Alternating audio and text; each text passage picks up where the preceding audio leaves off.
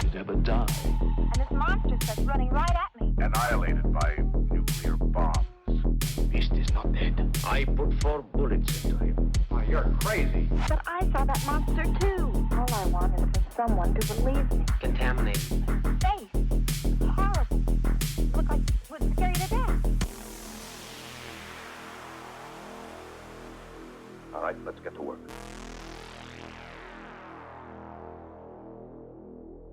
Beyond the shadows.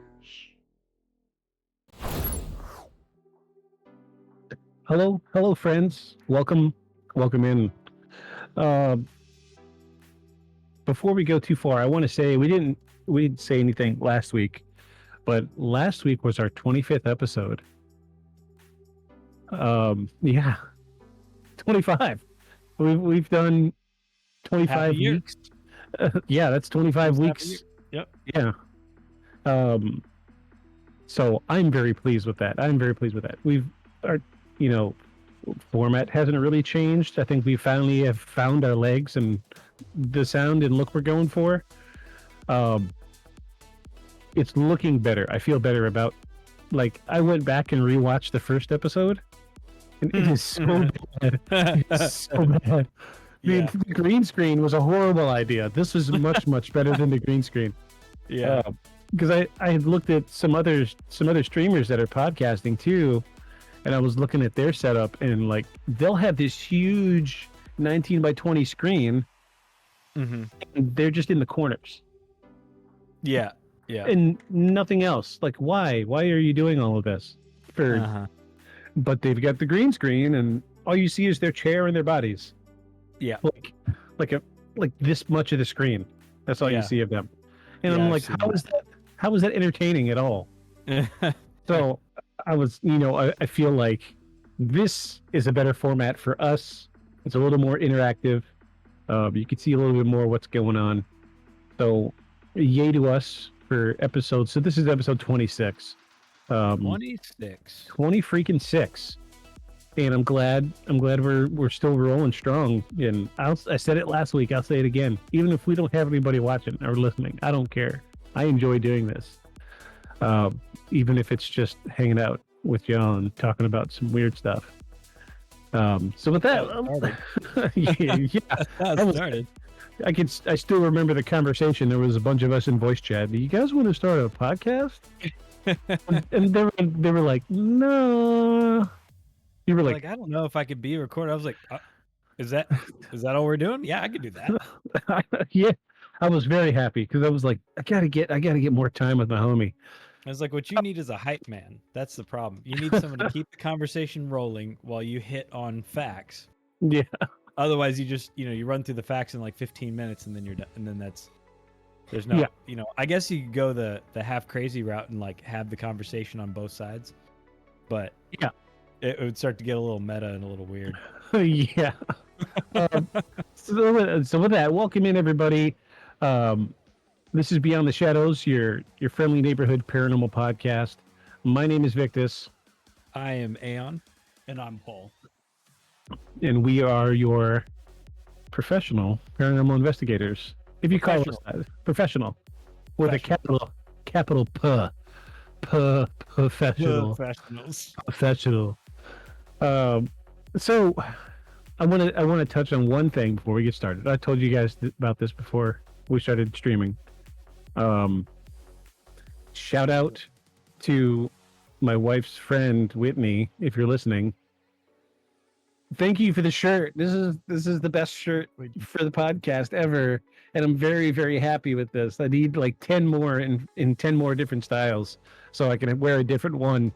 That was the big thing on my Christmas this year. My wife just bought me like 12 different shirts, and I was like, well, I don't really get to wear them because Monday through Saturday I work. Right. And I was like, well, what am I going to do? Work grocery store and wear it laying in bed? That kind of sucks. And she's like, no, these are for the podcast. Like, oh, nice. Right. So I've got some cool ones that I'll be wearing in the next few weeks. And yeah, there's some cool. I got a Bob's Burger t-shirt. Oh, that's cool. I got one of those. Let me know what night you're gonna wear it, and I'll I'll wear it next. I'll wear it next week. Okay, Bob's Burgers next week. Are you familiar with My Neighbor Totoro? Totoro. Is it the The spirit big, cats? yeah. Yeah, the big ass spirit cat. Dude, that was like one of dude's first movies that was translated into English, wasn't it? So yes, it was. So Yeah, yeah. the iconic scene where I she's was standing this with big the when I umbrella, watched it the first time. where she's standing at the bus stop with the umbrella Yeah. next to the giant cat. Uh-huh. So my Bob's Burgers shirt is Louise standing there with the umbrella, and she's got her glow in the dark animal as the giant cat next to her. Oh, okay, that's cool. So That's I'll cool. I'll wear mine next week. That's pretty obscure. I like that. Yeah, that's the way I like to roll. That's cool. You know, 3 different references tied into one T-shirt, and you've got to know both shows to get it, so it works out. The diehards will get it, and I appreciate that. So I say this every week because all of these stories are my favorite, but this week is one of my favorites.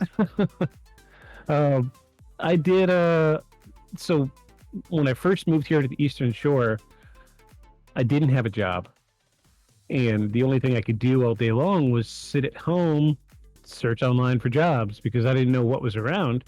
So what I would do was I was making Facebook Reels, and at the time you can make decent money, $50-$60 a week just from making videos.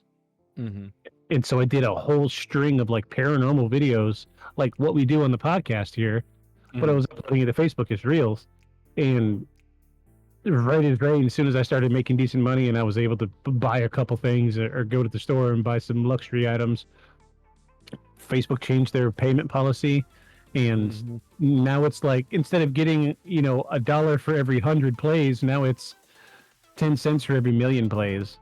Yeah. So, Yeah, so they don't actually like paying out. They like you to think you'll get paid, so that you'll put a lot of time into content. They don't actually want to have to pay. So the first set of reels that made me money were about MK Ultra. Okay. And that's what we're going to cover tonight. So I found a really cool video on a really obscure Russian version of YouTube that had like 6 or 7 like MK Ultra. I call them glitches because it's hard to say exactly what's going on.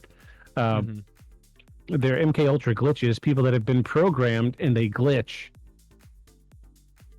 And these are videos. So I cut up this long video into smaller videos and posted them as individual reels. It did good. I made a little bit of money off of it, but I've got the original video, and we will play it here after a little while once we get through talking about some of this stuff. So I think it's interesting because I think the reasons that this is one of your favorites is different from the reasons why it's one of my favorite topics. Yes. So I'll be interested to see the stuff that you've got, because whenever you suggested this as a topic for the show, in my mind I was like, I mean, since we're normally doing a thing like is it real, is it not real, is it bogus, all that. I'm like, I mean, there's already a mountain of government documents released about declassified and FOIA documents about the MK Ultra project. So it was a real thing.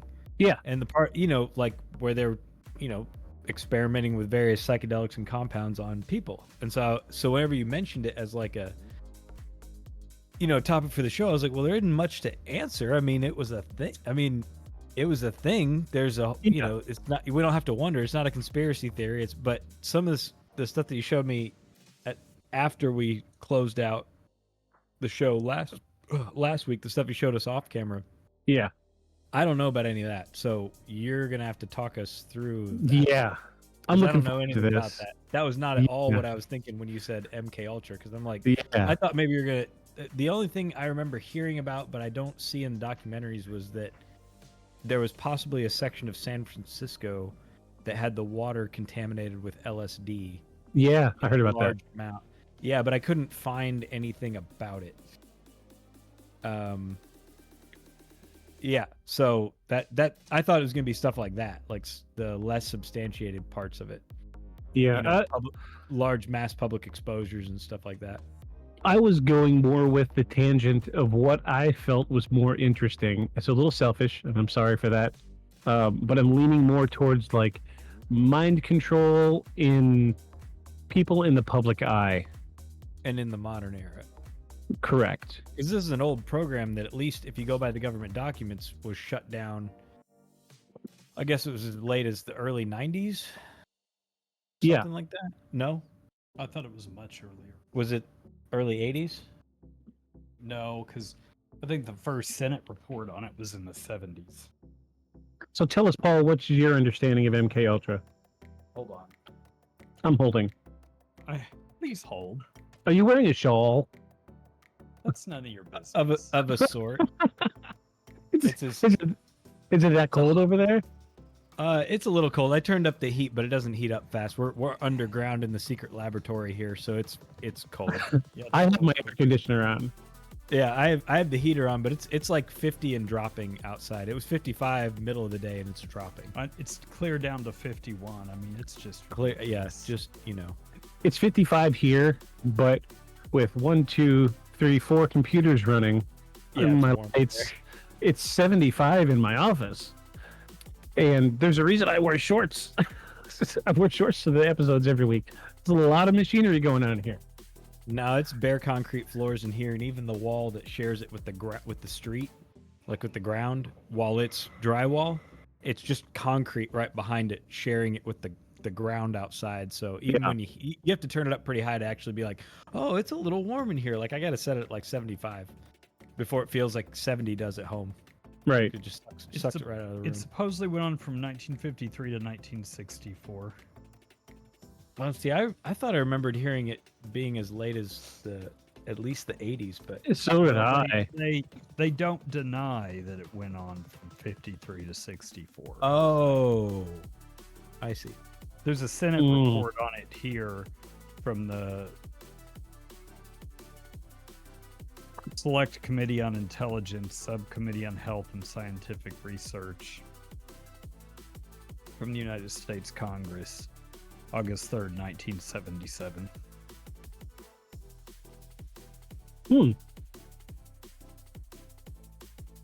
Well, I haven't read the Senate report. It's usually not very helpful. Also, no. some of the like CIA projects and operations, sometimes they have really dumb names because sometimes they're chosen at random. But Yeah. MK Ultra, what a Right? great name for a dark government project. Like Yeah. it just has that punch that like from a Bond movie. Yeah, like it might as well have been like Dynamite Machete Right. or something like that. It's like one of the iterations of the companies from Jason Bourne, Blackbriar. You know, Blackbriar, how great is Blackbriar, right? yeah, Blackbriar. You know, it's something dark and thorny. Blackbriar. Yeah. You know, it's what it makes me think of. Kudos to those writers, by the way. Blackbriar was a wonderful name for a black side organization. Yeah. Wonderful. Wonderful. Well, because they're making fun of groups like Blackwater. Yeah, Stuff yeah. like that. Yeah, they're alluding to that sort of thing. So I have the broad strokes history and a small breakdown of what the MK Ultra program was. So we're going to dive off into that. All right. Let me get my I feel like we should have had some Spangle or something playing in the background. Spangle. I forgot about Spangle. Spangle or Fish or something like that. If we could get away with copyrighted music, especially on Twitch and YouTube, I know. Wouldn't that be great? there's a way to do it, but only for the live video. Yeah. So when you go back and get the recording, which is what I'll do afterward to get the upload to YouTube, the music won't be there. So I mean, it makes for a great show live, but then it's dead air in between sentences. You know what I mean? That's why the music. That's why I felt like music was so important in this stupid production. That's why we spent an extra 30 minutes last weekend setting up. Because my stupid laptop's being stupid and not smart like it should be. It's nice Anyway. to have something playing in the background. Yeah, it's we've spent almost half a year adding music to the podcast now, and this is the playlist I feel like kind of embodies the vibe we're going for. It's lo-fi but a little spooky at the same time. He does good work. Oh yeah. Yeah, he does. Are you on Spotify? Yeah. Did you get your Spotify Wrapped? I'm sure everybody's talking about this. Oh, I don't know. Every year when they come out, they're like, "Oh, what'd your rap say?" I don't know. I didn't look. I really enjoy the rap. I really do. We It is sometimes good, and sometimes I'm like, you guys, yeah, of course that song is the most played because I couldn't get it off my list. Like I literally had to go and exit, yeah. like put the X on it so that it would stop playing it because I skip it every time. I don't even have it liked, but somehow it comes up 5 times a week. Like, Yeah. are you trying to push something into the like to make it look like people listen to it? Like I could if I could get my songs to play like that for people who don't even like them. Like, of course, my Spotify would be really popular. Like, what the hell? Yeah. It But no, I don't even listen to it. One year, it told me this one song was like my favorite song, favorite artist. It was like literally, I've tried all I can do to avoid that. It just keeps getting crammed into every playlist I have. So I will give a shout out because I use this guy's music for everything. Harris Heller has a company called Stream Beats, and all of his music is free. You could use it on Twitch. You can use it on YouTube. You can just listen to it on Spotify. It's a lot of lo-fi, some high energy stuff. But we use all of his music just for this podcast.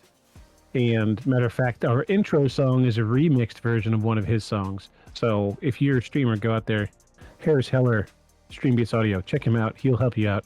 Good guy. He was my top artist of the year. I listen to a lot of lo-fi, so it comes up in a rotation for me. But I will say, I feel kind of crappy saying this out loud, but you guys know what a Rickroll is, right? I don't think so. It's where somebody sends you like a video or something, and it starts to play, and then it switches to Rick Astley's "Never Gonna Give You Up." So it's a thing. It's a thing. Rickrolling people. They did that on Family Guy or American Dad last night on one of the episodes. Yeah. How the episode started. It started as the episode, and then in the background, I guess Fran, her eyes twitching. Steve's like, I think it's Morse code for something. He starts typing. I was like, "Never gonna give you up. Never gonna let you down." That's what. Yeah. He's like, and then it starts playing in the background. He's like, "They got us." That's a Rickroll. Okay. So got it. I got Rickrolled by Spotify 3 years ago. I didn't think that it was a thing, right? So, because like everybody really likes a Spotify Wrapped, I get my Spotify Wrapped and I'm stoked because I love it. I love, what was my top artist for the year? It said your top artist for the year was, and the page rolls over, Rick Astley. Explain it. It said that I listened to 15,631 minutes of "Never Gonna Give You Up." Did you really? I did not. Oh, okay. I was like, I think maybe I listened to it like twice, like as a joke, like at work, because I was working at Walmart. I would get ready to go on break, and I would put on my speaker, and then I would hold the speaker above my head and walk around listening to "Never Gonna Give You Up" just to mess with people. Maybe twice that year. Maybe. Yeah. And I'll never forget getting rickrolled by Spotify. Never. As long as I live. 15,631 minutes of "Never Gonna Give You Up." Did not happen. That's funny. So there's my Spotify Wrapped story. Because everybody is so interested in Spotify Wrapped. I mean, it's cool. It's fun because they animate it and they give you fun names and non-achievement achievements for those of us that are nerds and like getting our achievements on games. It's like getting an achievement on a game you didn't know you were playing. And they give you little badges and all that. I listen to so much Spotify that I'm in the top 0.02% of listeners. Because of the stuff that you listen to? Because the volume I listen to, it's always on. Always on. I think it came out to like 230 something thousand minutes of audio this week. So a guy I worked with, his was that high, but it was because all day he had podcasts play, like the whole work. The podcasts were playing all day. I was like, how did you get that many hours? Anytime I'm not doing something, I literally have Spotify on. How is yours like twice what mine is? He's like, well, anytime you see one in, I'm not waiting on a call. That's a podcast. He's like, it's Right. it's actually always on every minute of the day. I was like, oh, okay, that makes more sense. Hey, my buddy Jaden's in the chat. Everybody, say hello to Jaden. Hi, Jaden. I Jaden's think great. I think last year I got Space Cadet. Space Cadet? Because it said I Space Cadet or Time Walker or something like that. Because it was like, you know the genres you like, but you don't care what year it came out. Because I'll listen to like, like electronic music from like the early 2000s all the way to like, now. Because some of the artists I like have been around that long. Like Bongo's been around since like the 90s. Yeah. So, so I don't care what album, like for his, I don't care what album. They're all great. But I didn't realize some of the other people I was listening to, I was like, that's why it seems like they have so much music. They've been around for 15, 20 years. Yeah. Got it. So. Yeah, good I fun think probably, Spotify rap. Yeah, I think the Space Cadet was because it was all psychedelic electronic music. I don't think I got a badge this year, but it did make a big mention about my being in the top 0.02% of listeners because I listen to so much freaking Spotify constantly. When I'm at work, they let me get away with it at work now. So while I'm working on boats, earbuds always in, always, because they will not tolerate my music. They will not let me put my stuff on the speaker. So they're like, you can listen to your headphones. It's fine. So. All right, well, let's get into it. We're talking about MK Ultra this week. So we're going to go through the broad strokes, and if you want to stop me, go ahead and stop me, and we'll talk about a little bit of things here and there. And if not, we'll go through what I got written out, and towards the end, we'll go through some of these videos, and you will see the side of MK Ultra that I like, and maybe you can tell me about the side that you like. Because I did see what you sent me earlier. Yeah, I can tell you those strokes are my favorite kind of strokes, the broad stroke. Let me fall.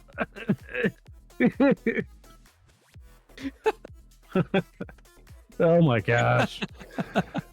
Any hoots.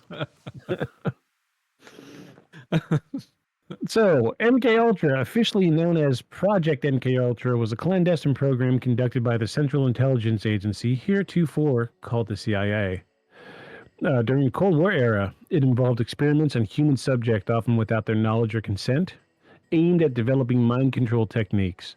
The project officially began in 1953 under the leadership of CIA Director Alan Dulles, D-U-L-L-E-S, Dulles? Dulles. Dulles. Oh, Thank yeah, you. Alan Dulles. Yes. Yes. And was terminated officially in 1973. That's what I got. Okay. It's one of the most controversial operations in U.S. history, raising significant ethical, legal, and human rights concerns. The objective of the program, or the primary objective of MK Ultra, was to investigate techniques to manipulate human behavior, particularly for intelligence and military purposes. So there's three key objectives of the program. They were developing mind control methods, interrogation techniques, and defense against similar efforts. So I remember when I first heard about this, the big thing that I remember hearing was they're developing these techniques for mind control because they were afraid that the Russians were doing the same thing. And, what better, I've watched enough X-Men to know the only way you can defeat a psychic person is to fight him with another psychic person. Right. So I think that was, I feel like maybe that was their objective. And I'm also thinking about, what was that? What was that magician guy that got in with the government because he said he could astral project? Oh, yeah. Eller? I don't remember, but that was, it was a whole, that's what they based the Men Staring at Goats movie off of. Yeah. Men who stare at goats. Yeah. Oh, ironically, that's also a subject we talked about it last week. That other podcast, The World's Greatest Con. Yeah. It was about a group of kids, 12-year-old kids had conned that guy into thinking that he was really psychic, and he got scared. And these kids were like legit scamming this entire government-funded facility into thinking they were yes. psychic. It was Geller, the that was his name. Geller. the amazing Randy. Mm, Amazing Randy set up That's that it. whole thing. Yeah, because one guy, Geller, he had convinced a university that they had legitimate data from him, yeah. predicting things and moving things and so on. And so the amazing Randy, the great Amazing debunker of Randy. the amazing Randy, the great debunker of things, set up his own plants to get into the next phase of that research that they were going to do. He had like 3 guys, 2 of them got in, guys that he'd trained and so on, who were already into doing and replicating the tricks that Geller was already doing. Yeah. And so he got them into the program, and then they just came up with bigger and bigger ways to mess with them. And then they finally came out later after they released all their findings, all this. They were like, "It was a scam. Yeah. Yeah. Yeah. Enjoy. We're out. Yep. We And made then it all up." They dipped and officially wasted like $4.2 million of the government's money. It was wonderful. It was a wonderful experiment, social experiment.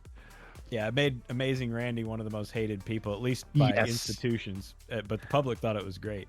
Yeah, because the host of the World's Greatest Con is a magician, and he got into the podcast because of the story of the Amazing Randy, and yeah, it was really interesting.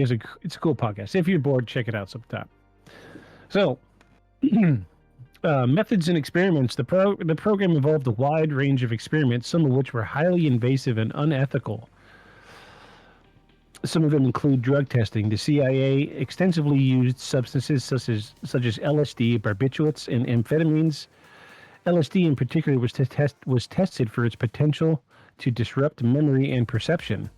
Test subjects included CIA employees, military personnel, prisoners, hospital patients, and civilians without their knowledge. Other methods are hypnosis, sensory deprivation, electroconvulsive therapy, I don't know how that's going to work, and behavioral experiments, where subjects were exposed to psychological manipulation, including emotional stress and misinformation. I think that was the Stanford experiment, wasn't it? What year was that? So the Stanford experiment was really just to see if the prison environment perpetuates the prison environment. So they took people who were neither prisoners nor guards and gave them these roles, and then gave them a set of rules. And they wanted to see if the way in which it was perceived that prisoners were treated in prison, if that was because of the people that worked there, or if it was more about the dynamic. And it turns out, because they very quickly, even though it was an experiment, the guards very quickly turned abusive and power hungry. Yeah. And the convicts very quickly turned violent due to that. Because that was the other thing. They were like, is the violence because these people are all naturally violent, or is it because of the way they're being treated? And it turned out it replicated very scarily exactly what a prison environment is like, even though they took people that were neither of. Right. People that were never in law enforcement and weren't prison guards, and people who hadn't committed any felonies. And all of a sudden, they just had this perfect mini model of exactly how like prison riots start and stuff like that. It was wild. It's a really interesting read. And some people got hurt. Some people got hurt. More importantly, that was the ethical issue with that experiment. Was some people got hurt and some people were pretty traumatized over the whole experience, because there were some times they probably should have stopped the experiment and didn't. Oh, absolutely. Because there were actually locking doors and that sort of thing. Yeah, I feel like that experiment should have ended very quickly after it started. Mm-hmm. Once they saw, the crux of the situation, they started going downhill really quickly. And when it did, I think that's when they should have stopped it, but they didn't. And now we have a fantastical book to read. So some of the notable incidents from MK Ultra are Operation Midnight Climax. Baller name too. Wonderful name. Dynamite Machete. that one came out in the 70s. I did. Yeah. everybody had a lot of hair in places they don't normally have hair anymore. Was it one of them sort of movies? Yes, back in the day before they invented the razor. Who I always think of. Okay, this is A horrible lot of, because every time of slap bass involved.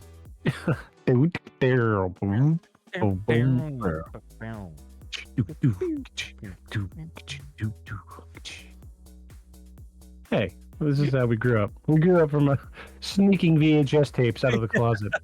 Yeah. All right. But I can't help it. Like I feel bad for kids today because they don't know who Ron Jeremy is. What's weirder is that he was even a cultural, like a pop culture icon that we Yeah. even, because he'd already long been not actually making major money from Mhm. that, other than to appear on Howard Stern and talk about it. Yeah. Like, everybody was just knew who Ron. Like I had some Ron Jeremy rolling papers when I was younger. Oh, really? Yeah, I did. Ron It was Jeremy. not, Yeah. It was not the part of Ron. It was not Ron Jeremy's face. Oh no. It was bad. Well, what was it? Well, they're the extra long rolling papers. So I can't. Though embarrassingly, though, I could say I've never seen one of his films, but I know who he is, and I've seen him enough that I was like, "Who is this guy?" And by the time I got my hands on the internet, it only takes one search, and then and you're like, "Okay, so I've got a name, and it's stuck there now. So for the rest of my life, I will know who Ron Jeremy is." by the time I knew who he was, he looked like an old fat Mario. Like, Yeah, a greasy old fat Mario. at yeah, that. greasy old fat Mario. I was like, this dude was in adult films. He was Man, the always standard changed. always sweaty for some reason. Probably because he was huge. Yeah. He was a big old round dude by the time I heard anything about him. And imagine the look on my face when I was watching Boondock Saints, and the scene where, what was the crazy guy's name? Catch you on the flip side. Had the crazy hair, and he's always way too drunk. Dang curses. Anyway, there's a scene where he goes into, because he's like a mob affiliated in Boondock Saints, and he goes to bring the mob boss a sandwich, and he tells him a very racial oriented joke, and Ron Jeremy's like the guy in the background, like, "Come on, just tell him the joke already." And I'm like, "Hey, I know who this guy is." And then my dad's like, "How do you know who he is?" And I'm like, "He was in that other Quentin Tarantino movie, remember? The one where they were shooting guns?" And he's like, "Yeah, I think so. Yeah. Okay." Anyway, yeah. Okay, who was? So I know you probably watched Comedy Central at the same early age that I did. Uh-huh. You remember the dude that used to smash melons and smash other things with a giant hammer while doing a comedy routine? Gallagher. So I always imagined Gallagher was the Luigi to Ron Jeremy's Mario. Because he always had the hat on. And Yeah, that's really funny. He Yeah. was all skinny and tall and also greasy looking. And for some reason, as a young preteen, I was like, "This is my life goal. I've got to go to a Gallagher show." And then But he was now, lucky. yeah, it was. At the time, I was watching VHS tapes of it, and I was like, "That's so cool. I want to go to a show and get smashed watermelon thrown at me." And now I see his shows, and I'm like, I should have known that. "No, No. no." Well, also pretty long since done with. He's not like Yakov Smirnoff, where he's still doing it up in Branson. Yeah. Gross. Gross. Where stage stars go to die. Yeah. Couldn't make it to Vegas. Where else can I go? Middle of nowhere, Missouri. Vegas of the South. Vegas of the South. That's what I tell people all the time. Yeah, because there's nothing like that around here. And that's the only thing I could brag about from the Arkansas area was Branson. All Really, right. I think if you're not good enough for Vegas and you're also not good enough for Nashville, then you end up in Branson or Atlantic City. or Atlantic City. Yeah. No, I think Atlantic City is where you go if you can't make it in Branson. So yeah. And you're hooked on something pretty heavy, and you're a junkie. And you need your alcohol. employers not to care. Yeah, that's it. Atlantic City. Everybody here talks about that because we're so close to it. I'm like, I don't want to go. I'm sorry. I'm an adult now. I want to stay home. Well, when you've been able to go to Branson, I mean, yeah. Why go down the ladder when you can only, when you can go up? So, I guess there's still Reno somewhere in there. Oh yeah, I didn't even think about that. Gross. Ugh. You say Reno, the first thing that popped in my head was just trash in the streets. Yeah. I went there. Not great. Yeah, it's bad. Gross. Something about cities built on gambling, they just don't really strike you as super great. All right. I wonder how that works. I remember I thought about it from the old Sister Act movie, so I figured that's what it would be like, and sure enough, it was not. Gross. All right. So, Operation Midnight Climax, aka Operation Ron Jeremy.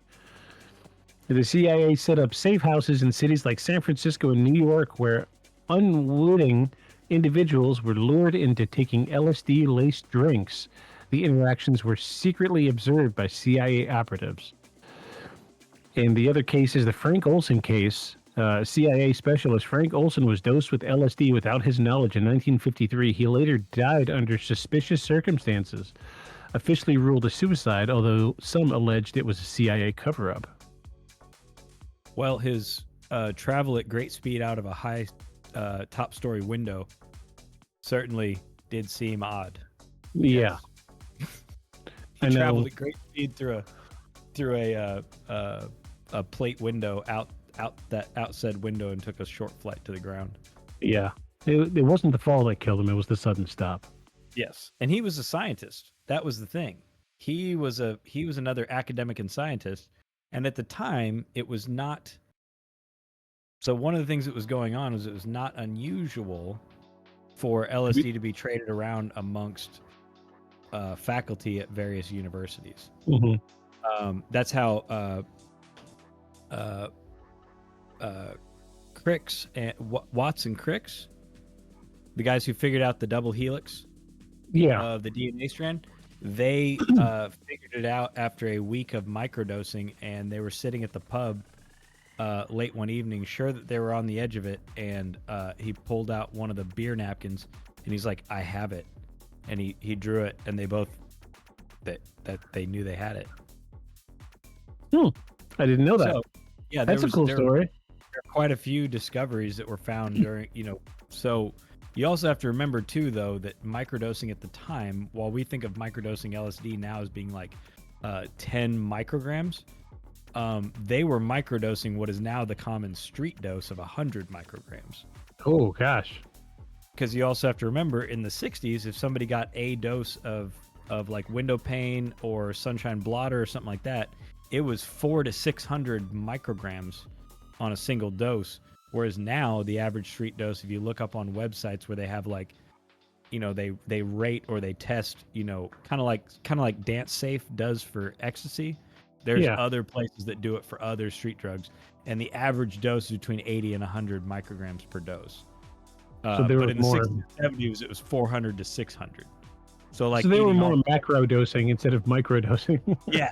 So the takeaway from that is they weren't getting a little bit of stimuli. They're getting quite a bit. What somebody today would think of as quite a bit of stimuli, enough to be tripping. Yeah, enough to be tripping for sure. Oh, of course. Yeah. Dude did not fall out of that window. He probably couldn't stand. No, and there's only one other example of like somebody jumping from a roof while they were on a heavy LSD dose, and they bandied it around like it was multiple people across the country, but all their source stories for all of those goes back to one incident. But it was an attempt to demonize LSD in the late 60s, early 70s. Okay, well, that's cool. That's cool. Do we need to talk about the ethical and legal implications of what they were doing? I think we fully understand. Or should we just let's just graze over it? Let's graze over What it. you mean dosing people without telling them that you're giving them drugs, and then monitoring them and making them part of a scientific experiment without them knowing or signing any waivers? Yeah, there's a Paul problems. So let's say I don't know where to begin. so let's I mean, let's do a hypothetical. Let's say I find out that the CIA dosed me with LSD and watched me and didn't say anything to me about it. I come to you as my representative. My immediate thought is to file a suit, but I'm going to have to look at the statute and make sure that the government is not immune from suit in that situation. I think that I think that it's not. I think it's a violation of your civil rights, and we'd sue under United States Code, what people call Section 1983. Violation of civil rights in federal court. I feel like maybe at the time it would have been considered a matter of national security, and they probably they might have done that and might have tried to cover it up, but it probably would have been worth bringing. right. You know, the problem is they were so demonizing counterculture at that time that, you know, the very conservative profession of law would probably look askance at that. hmm So it makes me wonder if maybe these people that were so maybe what's this guy's name? Where'd it go? I lost it that quick. Wow. That's why when people come to my office and tell me a really crazy sounding story, I usually try to listen pretty carefully, and then I try to go verify any facts I can. Right. Because the story sounds crazy doesn't mean it's not truthful, or just because the person might in fact be crazy doesn't mean the story didn't happen to them. Right. Just so because maybe you're that was paranoid doesn't mean they're not after you. maybe that was the thing with Frank Olson was he realized he had been dosed and he was about to blow the whistle on it, and they helped him trip out of a hotel window. Accidents happen, you know, it's terrible. Yeah, I'm sure he was. Happen actually. It's the agency of accidents. The ABC, the alphabet agency of accidents. Right? My assigned CIA liaison that's secretly watching this. You don't have to bug me, dude. Just watch the stream, help my numbers. He's watching and listening right now, and he's just sitting back laughing. I know he is. He'll never prove it. He'll never prove it. It's fine. I've got video evidence. We'll talk about that later. So the thing that I always find interesting when people hear about MK Ultra the first time, they're like, there's no way they were doing that to people without, you know, telling them, and like, you know, to psychiatric patients and to people in prison. So we actually have a long history of doing this as the government. A great example was infecting black inmates with syphilis in prisons without their knowledge, so as to have test subjects. Also, then testing untested medications and cures on them as well. Also, to be able to test risky pharmaceuticals and that sort of thing. Just jump straight to human trials. Don't worry about any science. Right. When it's so easy. So the idea of testing on convicts and people in mental institutions, which again was a form of prison. Right. You know, state hospitals and that sort of thing used to be, you know, they just locked you up and that was it. You know, we've had kind of a long history in the U.S., at least the government has, of doing that sort of thing. So this was not a big leap for them to just apply the same methodology to another program. Right. That was also not going to be talked about. Well, I'll just graze over the wow, I lost it again. The ethical and legal stuff. I'll just hit the highlights here. The program violated numerous ethical and legal standards, the lack of informed consent, obviously, human rights abuses, of course, and legal fallouts. Survivors and their families pursued lawsuits against the governments, some of which were settled out of court. I didn't know that. I assumed that it was just all brushed under the rug, but apparently there are records of people settling out of court with the government after, being dosed with LSD. But Everybody'd sign NDAs, and you'd never get to find out what said settlement. yeah, it's probably a government page that's so heavily redacted, you get 5 words on a full page report is all you can see. Well, I mean, that's usually the advantage of settling out of court with something that is embarrassing. Is when you settle out of court, part of the, I mean, tell me more about it, Paul. But usually the advantage is you get to get everybody to sign an NDA as part of the settlement.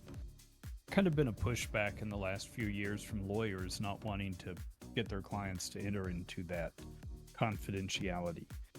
Those confidentiality agreements and part of settlement almost always favors big business, almost always favors the insurance industry, and almost always favors the wrongdoer.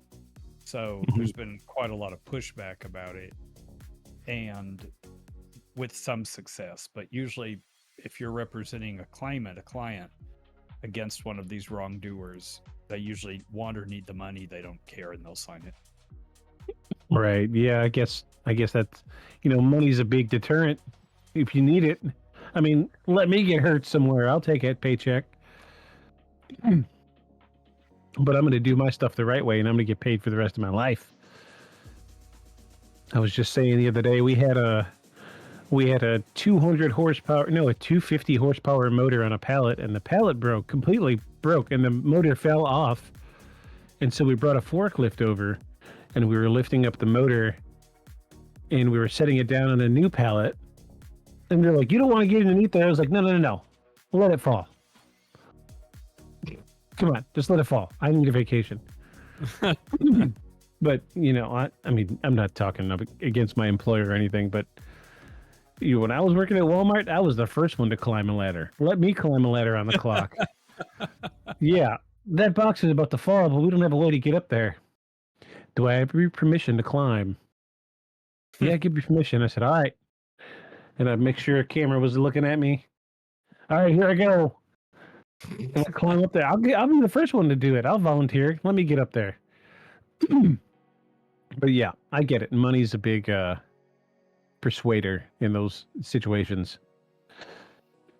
So we do have a little bit of a legacy when it comes to MK Ultra. First and foremost is the pop culture influences. MK Ultra has inspired numerous books, movies, and conspiracy theories.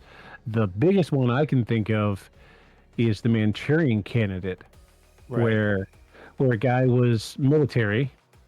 He gets captured as a prisoner of war, and while he's in this POW camp, he's really in an MK Ultra reprogramming facility where he gets brainwashed and programmed.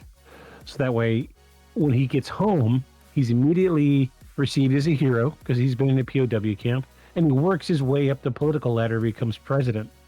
And at that point, they can manipulate him in any way they want. So now the most powerful person in the country has been completely brainwashed, and they can do whatever they want with him.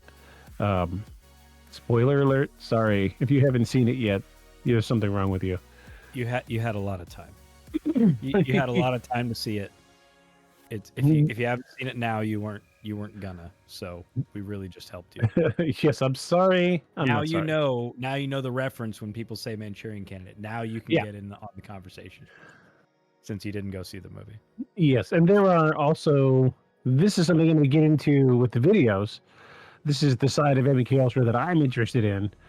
And this plays along with the pop culture references. There are claims that they're brainwashing celebrities, people in the public eye, so they can make them say what they want them to say or make them do what they want them to do. And the school of thought behind that is that when you brainwash somebody repeatedly, their brain just turns to mush, for the lack of a better word. and their programming gets all messed up. So we get things that are called glitches, and I'll show you these videos here in just a little bit. But they're really interesting, and I had a hard time nailing down a few things. Some very convenient cover stories or excuses why it happened. Sorry. Oh, I didn't bring my conspiracy theory hat. Dang it. I bought a roll of aluminum foil and everything this week. Anyway, the other part of legacy is public trust issues. The revelations about MK Ultra have, after being publicly talked about, have been contributed to skepticism about government transparency and accountability. In conclusion, Project MK Ultra stands as a stark example of governmental outreach and the abuse of power under the guise of national security. Its legacy underscores the importance of ethical standards, transparency, and oversight in intelligence operations. While the full extent of activities may never be known, the program serves as a cautionary tale in balancing security needs with fundamental human rights. I do have a little bit more. I was having a hard time nailing down specific cases known about MK Ultra, so I went to ChatGTP and asked ChatGTP to give me specific references. So it gave me 1, 2, 3, 4, 5, 6, 7, 8, 9, 10, 11 different specific publicly known examples of MK Ultra. Do you want to go through those? Do you want to talk about them? Sure. I will say one thing. So, I know the big thing around MK Ultra is the fact that they started, because LSD was so new at the time. It started with the idea, man, this affects the brain so much. What else could we do with it, right? Like surely we could do all sorts of things with it. I think one of the reasons that section of the program at least ended is they found that, yeah, while it does a lot of really interesting things to the brain, though, it does not actually make somebody more malleable. If anything, it makes them less. Hence, right, the rise of counterculture around drugs, right? Like that's the whole thing. It allows you to think more freely, not more narrowly, which is what they wanted, right? It actually helps with the opposite. And so right. I think after a lot of trying and a lot of funding, they found that there were other compounds that were better, and that the LSD side of it for that was a dead end. Right. But I think they also learned, and maybe part of the reason they demonized LSD so much is they found that it was very hard to get someone to conform to a thing when they had access to psychedelics regularly, right? It causes it doesn't make you a nonconformist, but it makes you think outside the box and makes you think in new ways, which makes it very hard to get somebody to conform to a central theme or a central idea that you're telling them, because they always want to be like, yeah, but why? I mean, I hear what you're saying, but I feel like there's a, it makes more inquisitive thoughts, not less. So it's the opposite of really what they wanted out of a mind control drug. Right. So that's I just thought that was interesting, because I think anybody who may have taken it or tried it or experimented with it probably could have told them that early on. Hey guys, while this is really interesting and great, I don't think this is quite what you're looking for. I think maybe the people they were testing on and then getting direct responses from are probably like, you know what? Let's do it one more time just to make sure. Right. And it just went on for 20 years. Right. And finally they were like, you know what? I've had enough. Okay. This doesn't work. This doesn't do anything you guys want us to do.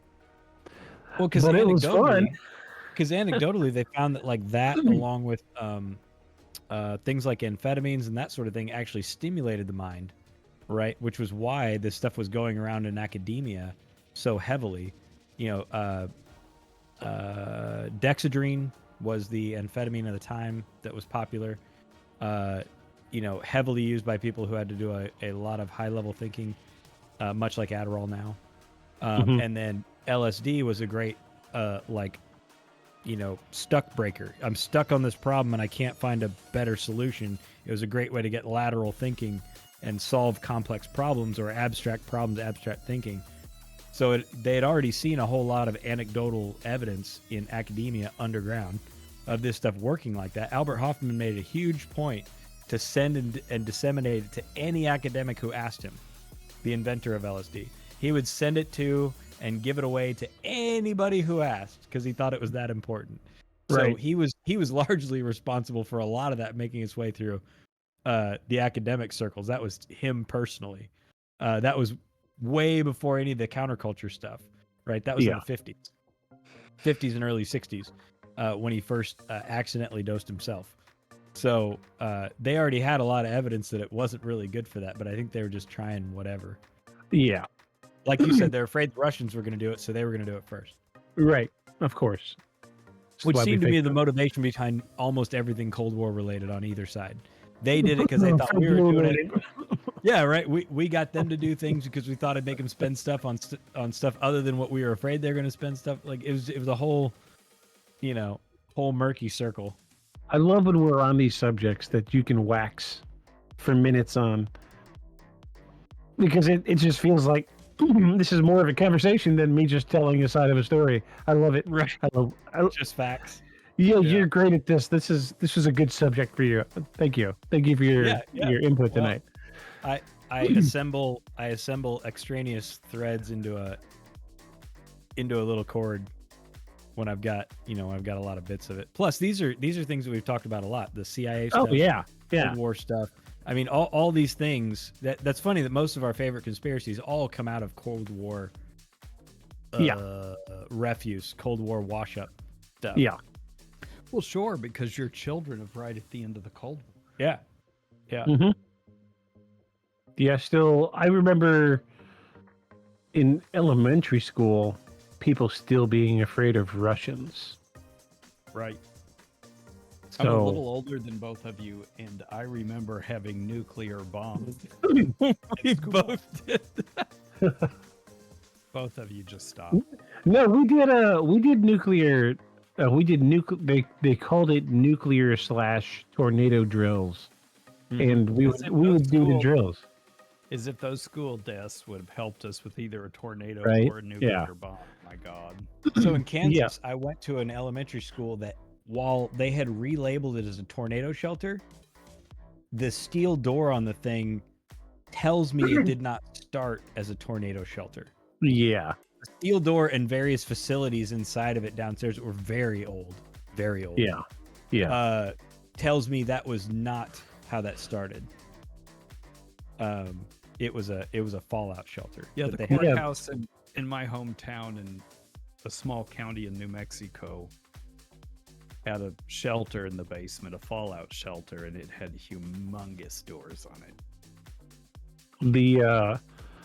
The apartment that I was in after Ayla and I were living together, when I moved into that apartment, there was an elementary school at the end of my street, and it had a tornado shelter, but if you go up to the doors, the tornado shelter sign was next to a fallout shelter sign. Mm-hmm. Yep. Yeah. Yep. Yeah. And it was an old facility from the 50s that they repurposed into a school. My godfather actually remembers being young and being legitimately frightened of the very scary Russians. Like, he was like, no, everybody was terrified. Sure. Like, if you had been walking down the street and you heard somebody speaking Russian, right, you call the police. You would have called the police and seeing if somebody would apprehend them, like, right there. Like, it was that scary. Like, if you actually knew somebody that spoke Russian in the U.S., like, you'd think for sure they were a commie spy. I've sort of forgotten that, but that's how I remember that it was, right? And I grew up in and around Albuquerque, and there were apparently a lot of spies in New Mexico, and I remember being fearful of that. I remember when that movie, The Day After or whatever it is, came out on a made for television series. I've forgotten which network it aired on, but like the whole country watched it, and it was what happened if we got into a nuclear war with Russia, with the USSR. Mm-hmm. And it was really a terrible thing, and suddenly everyone's planning again, and it was in the 80s when that happened. Mm-hmm. everyone's planning again and storing food and all sorts of stuff. It was just crazy. It was kind of crazy. I think in a way more fearful than we are presently of, you know, any Islamic threat. Yeah. Yeah, it's crazy. I remember, geez, but then we were also children of those 80s movies of like Red Dawn. Yeah, Right. Red Dawn. Oh, I geez. That put remember- the fear in me. Do you remember the remake of Red Dawn? Was it something terrible? So it wasn't the Russians anymore. It was like the North Koreans. It was Koreans and the Russians. Yeah, but the thing that I thought was funny, like, is the way they attacked was the same. They just had, airplanes going over and just dropping, stormtroopers. I'm like, okay, first of all, let North Korea drop a bunch of troops over the south of the United States. Are you joking? We have more guns than people. Right. Like there are 7 people in Arkansas that do not have a gun right now. Right, and everybody else has 7 guns. Get it? They wouldn't even hit the ground. Yeah, I'm like, are you joking? If they saw paratroopers, and plus they had their, it had like the North Korea flag and stuff like. Yeah. Are you joking? No. I'm sorry. Maybe if you dropped them over, like Ohio, but I'm just like, dude, there would be. Don't try that stuff down here. Yeah, I was like, plus it's North Korea. Like, okay, so they don't have a navy, but they've got a big enough air force to do an entire country assault. No, come on. Yeah. No, they can't even feed their people. I was like, of all the people you guys picked, they didn't want to make it about China because China's a big place to sell American movies. So they didn't want to make it about China. They just picked the only country that wouldn't care because you can't import movies there anyway. Yeah. North Korea. Yeah, that's it. Yeah, and they figured, well, if they get mad, it won't matter anyway because they can't do anything. Yeah.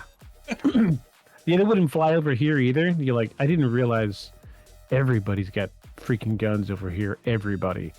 Like, my boss was like, one night we were running behind. He's like, hey, man, let's go up here. We're going to go put this boat in. We had to go put it in the ocean because it was a huge boat. He's like, I just need an extra set of hands in case something happens. I was like, cool. It happens all the time. You take a big boat out, and it's your first time taking it out. You get as many hands on it as you can in case something happens. And we were leaving, and I was like, well, let me put my keys and my stuff in your truck. And we're walking away. I was like, you're not going to lock your door? He goes, no. And he pulls open his driver door. He had 2 handguns in the driver's door. And I'm like, you think anyone's going to open this truck and take anything out of here? And they see that? And I'm like, let's get on this boat, buddy. Let's go. He said, I don't lock my doors and I don't take the keys out of the truck. I was like, cool, man. Let's get this boat over with. Let's get it done. So that's America all over right there. Yeah. There was a video on Facebook where people were talking to people in like China or Japan, and they were like, this is what Americans think they do every morning for breakfast, and like, I roll out of bed, and the guy's standing there with a cowboy hat on and sunglasses and American flagged underwear, and like jumps on a snowboard and rides down the stairs into the kitchen and eats his breakfast cereal with a handgun, and then he goes to drop his kids off at school and gives his kids a couple handguns in their backpacks and like, go and get your learning on. And they walk into school, and as soon as they walk into school, they all hand them all AKs, 47s, and I'm like, dude, does everybody really think we're like that as Americans? Yeah. I mean, kind of, yeah. Yeah, and loud and obnoxious. Loud and very flamboyant. Comparatively, they're probably not wrong. No, you're right. Loud and obnoxious, right. no. By comparison, no. I mean, to us, I mean, not really, but go sit in a cafe in like France and listen to conversations versus go to a coffee shop in the U.S. Like, yeah, no, we're obnoxious. I sometimes forget how over the top we are until I go to Europe, or I'll go see family in Europe or something, and I stay there with them for some period of time, more than a couple of weeks. I don't, talk to other Americans or speak much English, and then I come back here and it's stunning. It's really jarring and shocking. Yeah, y'all have been to my mom's house for the holidays. You know how crazy it can get. Right. Cram 50 people into a dining room. Right. Paul's been around me and my sister. We get white girl obnoxious. We do. I get loud, she gets louder. I get louder. I The just whole circus. I'm to the point now where I'm at a social gathering with groups of people. I'm just like, I don't want to be here. You know, I was. Silver lining is, you know, we're going to my wife's family's house, like a 2-hour drive away for the holidays, and we're gonna miss the company Christmas party. And they're like, "Oh, that's so bad because we rented out this local pub for 4 hours, and it's gonna be open bar." And I'm like, you know, I'm just gonna show up and have 2 beers and want to leave. I'm sorry, I don't. You guys are not in my circle. So I can't talk. I'm like, y'all are gonna want to talk about like hunting and fishing, and I'm like, I'm just gonna drink my 2 beers and go I'm gonna home. want to talk about MK Ultra and you're Yeah, gonna wanna yeah, talk about right. hunting. You know, I might talk to the new guy because he's a little bit into, because he's from Florida, so he might be interested in, you know, what we talk about. He said he's got a few skunk ape stories that I haven't got from him yet. Oh yeah, But, that's right. I remember that. Yeah, he's got skunk ape stickers all over his truck and everything. Seems like an alright guy. I haven't cracked that conversation yet, but we're getting there. All right, so I'm gonna jump through some of these. All right, so some of these we've already talked about. First one in the list is LSD experiments. We already know about that. Operation Ron Jeremy, we know about that. The sleep deprivation experiments. The goal was to investigate the psychological effects of prolonged sleep deprivation and its potential use in breaking down resistance during interrogation. And the example is subjects, including military personnel, were kept awake for very long, extended periods of time, leading to hallucinations, paranoia, and psychological distress. I think we've all heard something along those lines at one point in time or another. Yeah, we still employ those techniques. I think you actually told me a story about how you had been up for like a week straight and a tree started talking to you. Oh, yeah. So, yeah. So, or it morphed into somebody you knew, something like that. no. Didn't take a week with me. So it was not quite a week, but it was a long time. It was like 3 or 4 days of like almost no sleep. I mean, you start to take like micro naps, you know, on accident. But I was out at night around a neighbor's campfire, and you know, we had smoked some weed and some stuff like that. But it was not the pot. I mean, at this point, it wasn't very good weed comparatively, and I was no stranger to. Yeah, well, from what I understand, that like the stuff I hear people, you know, say numbers at the dispensary, that sounds scary as hell to me. Like 97% pure THC. I'm like, that sounds like a vomit comet waiting to happen. Yeah. But anyway, this was garbage ditch weed. We were just hanging out, and at that point, it was really just making me tired. But I looked over from the campfire back towards the house, and it was like, you know, the house was facing towards the road. I was out on the side yard, and there was lights on the porch, and there was like 3 or 4 cars, our cars, you know, parked in the front. But I kept looking over there. I was like, who's over on the porch? Like I was saying to my buddy, he's like, who is that? I was like, well, we're all here. He's like, no, we're not. I was like, no, look, you, me, 4 cars. So who's on the porch? And it was just me and dude seeing it, and the other guys are like, no, there's no one on the porch. And the longer I looked, the harder I stared, the more there was like, dude on the porch, dude talking to dude on the porch, people sitting in our cars, but they all looked like shadow people, kind of. Ugh. Like a shadow standing in the light, like standing up Yeah. and in the shape of a person. And it was next to, you know, some, you know, closed eye psychedelic experiences, probably the most real thing I've ever seen that was not there. Now I could tell, I was like, well, I mean, we haven't really, we've slept and partied and drank and that sort of thing. We've gotten like almost no sleep. I could look at it and be like, oh, I was like, watch this. And I go over there. I'm like, where's he supposed to be? And he's like, right there. And so I sit right down there. He's like, oh, it's not there, is it? I was like, no, it's not there, man. There's nothing. So, you know, I knew before I walked over there, I was like, oh, no, I know. It's kind because it sort of came on like seeing heat vapors. Oh, right? yeah. It sort of came on like that, like I could sort of see the outline of a guy. And then the more I looked, the more my brain filled in like, oh, it's a guy and he's talking to another guy and there's somebody else in the car, and it was a whole thing. But if I Totally stopped weird. looking so hard and stopped trying to think about it and just look at the chair, for instance, they'd sort of not be as noticeable. It was more like heat waves. So yeah, it's Super weird. yeah. So yeah, sleep deprivation is a powerful thing. That's why it's as risky to drive super exhausted as it is to drive drunk. Right. You know, it's equally as impairing, and in some cases more so, to drive super exhausted, like you're nodding while you're driving, you just keep driving anyway. It's absolutely as dangerous or more dangerous than driving drunk, which is an extremely dangerous activity. Aliens. So yeah, that's what you saw. yeah, I mean the sleep deprivation thing, and some of their experiments with sleep deprivation were pretty harsh. You Oh, know, yeah. loud jarring noises going off, but they'd only do it once you start to nod off, which then makes you afraid to nod off. You know, because lights and sirens and or big crashes or a gunshot, like, you know, PTSD storm, you know, Yeah. creation. So Didn't we talk about this?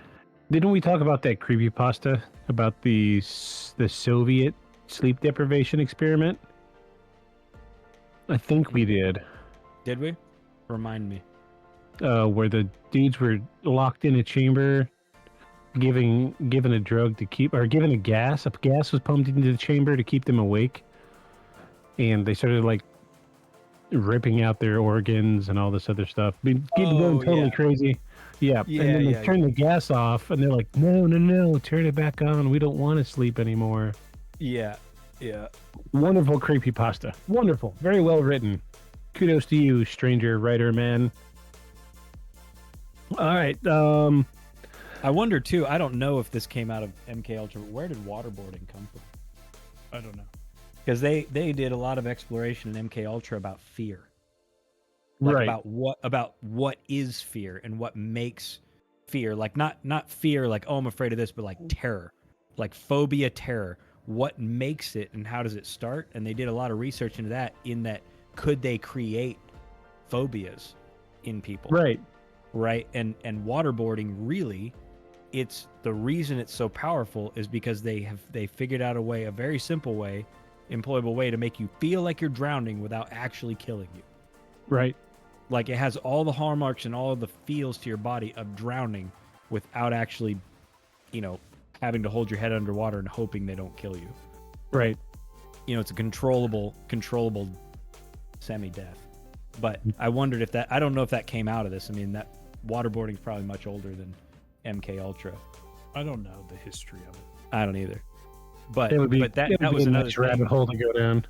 Well, that was another thing that they looked into was, you know, because if we could create a phobia around a weird thing, if we can't control what you do want to do, maybe we could control what you don't want to do.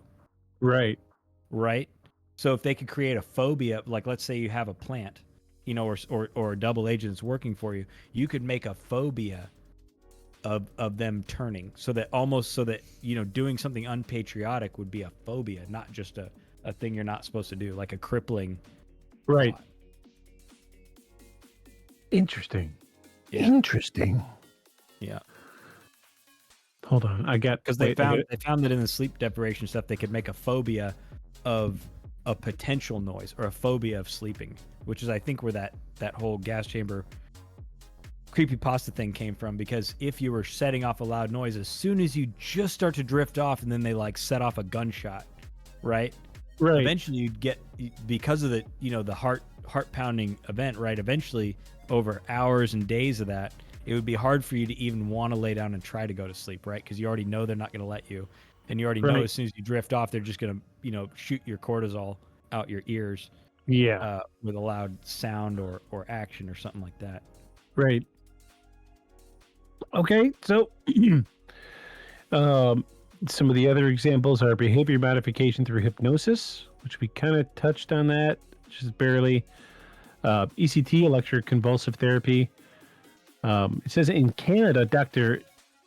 Ian Cameron, under a CIA-funded project of the Allen Memorial Institute, subjected patients to extensive ECT and psychic diving techniques, which involved playing repeated audio loops to break down their personalities. That's yeah.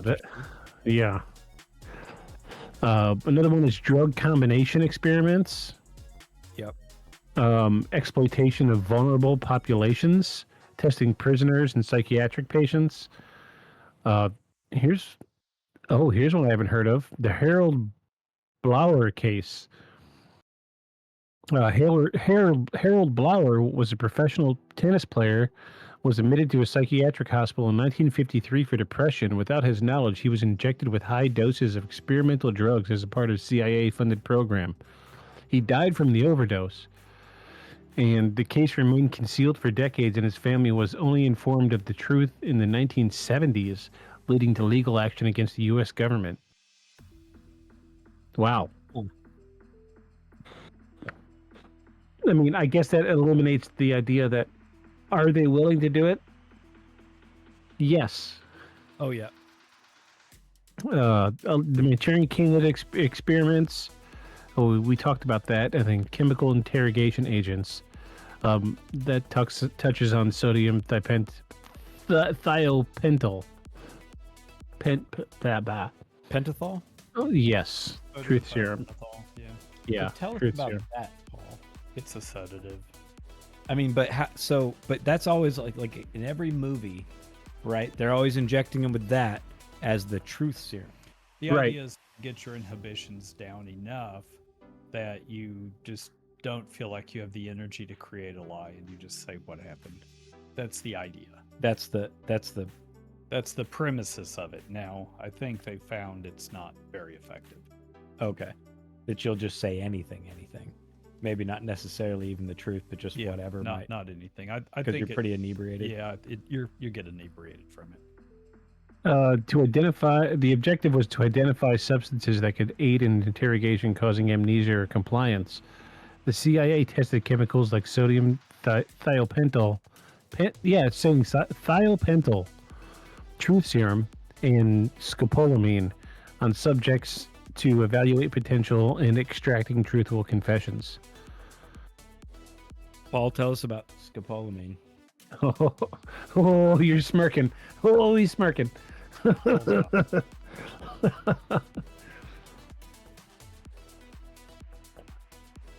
I had heard of it. I don't know anything about it, but I've heard the name before.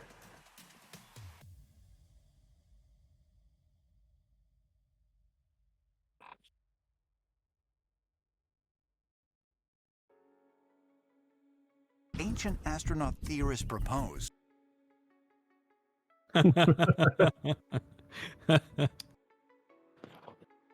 Scopolamine is a anti-nausea, anti-vomiting drug, and like a lot of those drugs, if you've ever had any of them, they tend to have a sedative effect.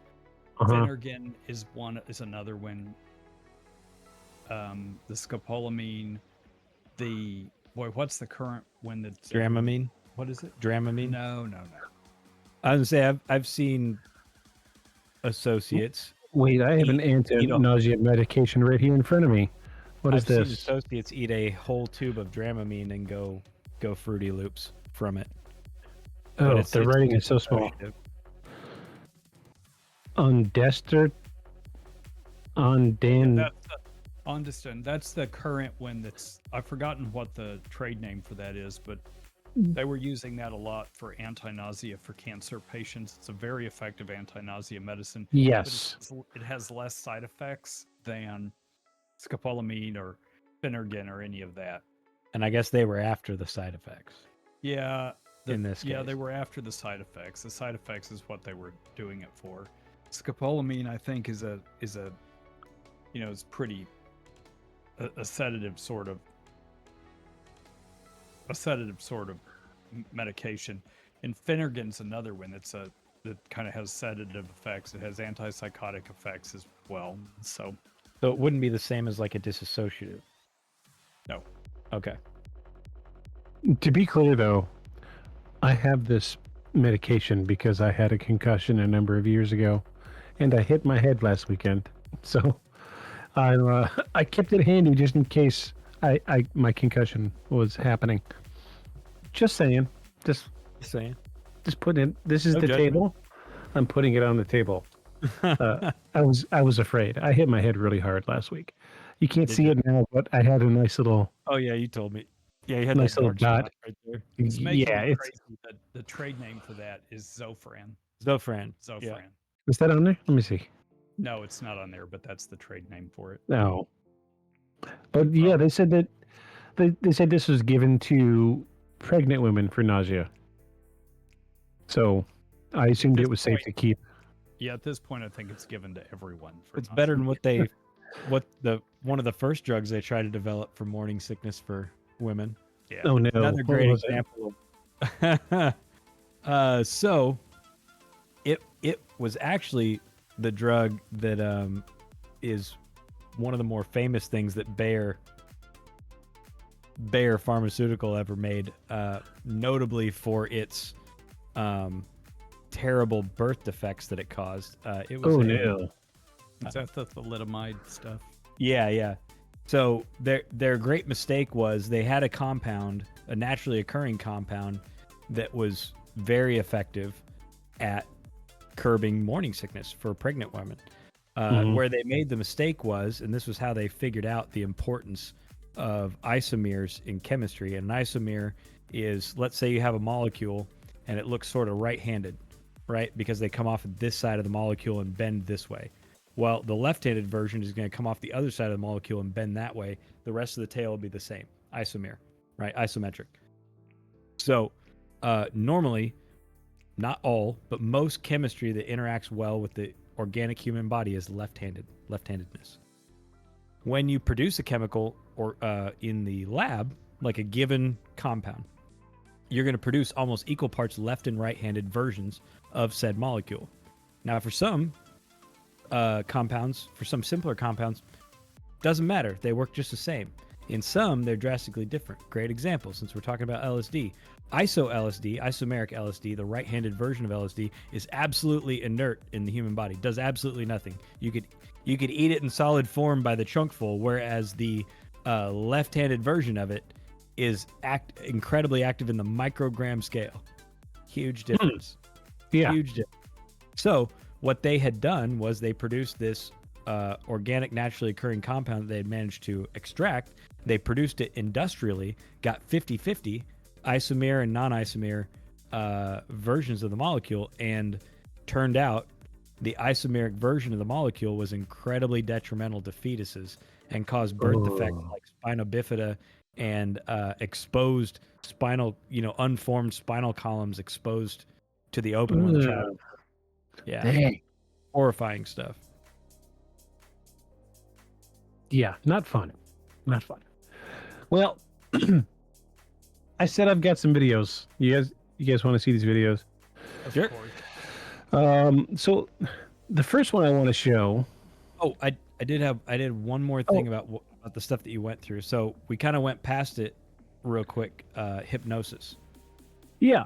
Right. So of the things that they were researching, right, besides the stuff they turned into tortures and that sort of thing, but of the things that they researched that turned out to be the most effective and are probably still known to be the most effective, drug cocktails and that sort of thing aside, is likely hypnosis. And I don't just mean talk therapy hypnosis like you would go into. I'm talking the stuff that eventually probably spawned MDR and that sort of thing, where you have sounds, lights, directed attention stuff, as well as the person speaking and physical sensations added to it. It's like a multifaceted thing, all meant to distract the thinking part of the person's mind and get into the subconscious. So Right, kind of like Project X, what happened to Wolverine? Kind of. So the setups that I have seen are everything from simple to more sophisticated stuff on a computer screen that has what look like fuzzy stuff on the screen but are algorithmic patterns that are just Mhm. below, the thing that you're actually looking at. But a simpler version of it would be something with patterns of red and green lights blinking at one frequency, the speaker directing your eye to other lights that they're setting off, saying, look at this whenever this goes off, look at that, and then they'll reverse it. When this goes off, look at the opposite. When this goes off, and they have your thinking mind focusing on all these things while they're talking through something completely different. Mhm.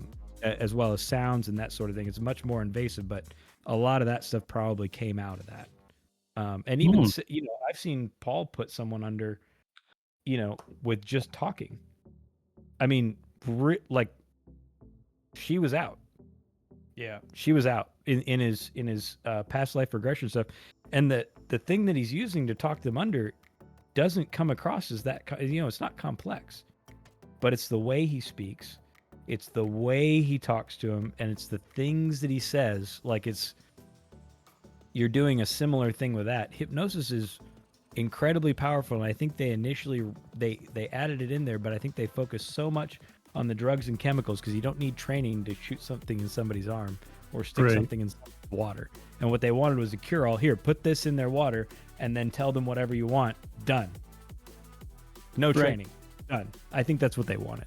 They wanted a switch they could flip and have the thing they wanted super simple. But with hypnosis, you can implant words or phrases.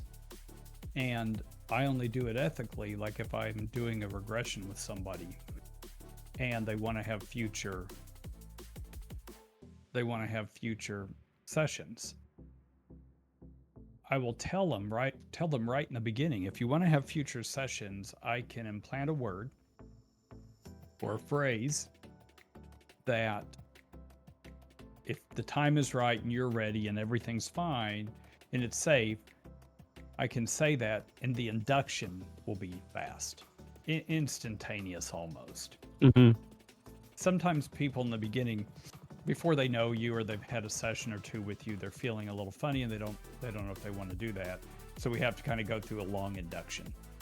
And by long induction, I mean, 10, 15 minutes. Is that about how long you think it is? Yeah, it was about 15 minutes before the one that I saw was, based on so I had the mic on her and I could hear her and Paul much better. Like, he was watching her breathing. I was listening to it. Right. And you can tell the breathing changes. Yeah. That's one of the physiologic signs. You can see signs in the skin and you can hear the breathing change. A lot of times they'll sigh and I'll know then. They'll be, I'm like, oh, gotcha. All right. The sound of her breathing between when she was actually talking was startling because it sounds like you sleeping at night. Like, it sounds like the person that sleeps in your bed every night. It was that kind of breathing when they're asleep. Like, they've nodded off in the movie. It was that breathing. Right. That, like, super steady metronome thing going on, except when she was experiencing something agitating. Right. But even then, the agitated version of that was still very subdued compared to, like, what I imagine the actual panic was. Right. So I find while it's the less mentioned part about MK Ultra, the truth is it was probably the most effective. It just they wanted a field kit that was like, put tablet in water, give suggestion. Like, they wanted something that was super simple like that they could employ just everywhere all the time, anytime they wanted to. And Right. It turns out not to be that simple. I've tried it. It works. In my law practice, sometimes I represent people who've been accused of sex crimes, and one of the things I like to do is myself do a psychosexual history on them to decide, do I think I need to send them to a doctor to get a psychosexual risk assessment. And sometimes those things take an hour and a half because you have to really try to get people's inhibitions down and get them to trust you. So they'll tell you, frankly, a lot of very personal details. So I've had a few recently, and I'm like, listen, I kind of need to do this. I need to ask these questions. Why don't we do this in kind of a guided meditation sort of way? I don't tell them I'm going to hypnotize them, but guided meditation is another way for that. And I said, I want you to be calm, and then I'll basically hypnotize them in the office and get them to tell me their whole psychosexual history. And it's shocking. I can be done with it in 15 or 20 minutes. instead of an hour and a half. And so it's it's a really interesting it's an interesting thing. So I've seen how powerful I think it is, and I think that I think it's more powerful than people think. Oh yeah. You'll see these hypnotists like The TV the hypnotist. TV hypnotist or the party trick hypnotist and that kind of thing. Their subjects are usually not some plants. It's legitimately people out there. They just observe ones who might be more susceptible to rapid hypnosis Right. or some kind of For- rapid action hypnosis. You talking about the forehead slappers? No, those are more the television. Don't you I've seen put up your sleep? Right. Yeah. Yeah, like on Maury and that sort of Yeah. thing back in the day Sure. before Maury was just Who's the Baby Daddy? Yeah. Yeah. And so there's ones like that. I think now it's not so much forehead slapping, but I think it's maybe a hard pull of the hand. Like it's look like you're shaking hands. It's a hard, Yeah, and then hard rapid pull. of the Yank it hand, down. and then they're out. Yeah, that's Yeah. I've seen that one. Yeah. That's crazy. Absolutely crazy. For all the stuff that they focused on in MK Ultra and all the money they spent, I wonder if the program didn't end because they found that probably the thing that they were trying to do didn't really require a lot of this chemistry experimentation on people, and short of starting a pharmaceutical company or having a pharmaceutical company make something tailor-made, they just in the 70s, I just don't think they were getting where they were wanting to with all that mess, and I think it turned into a mess.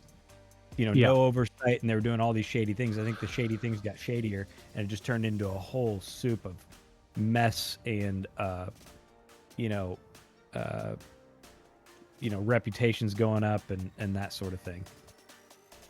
They burned a lot of doctors to participate in it. Well, let me show you some videos. This first one I want to show you, I know you've seen it before.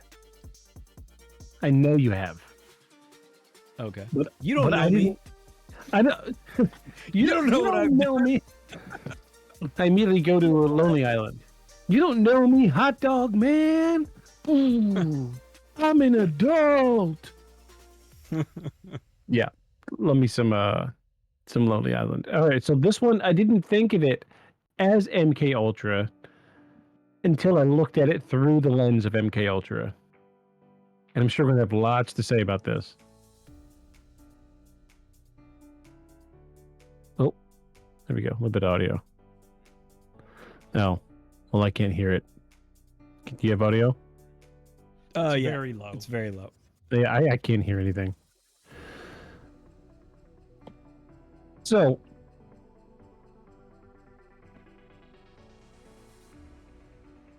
people will say, or what they're saying now is,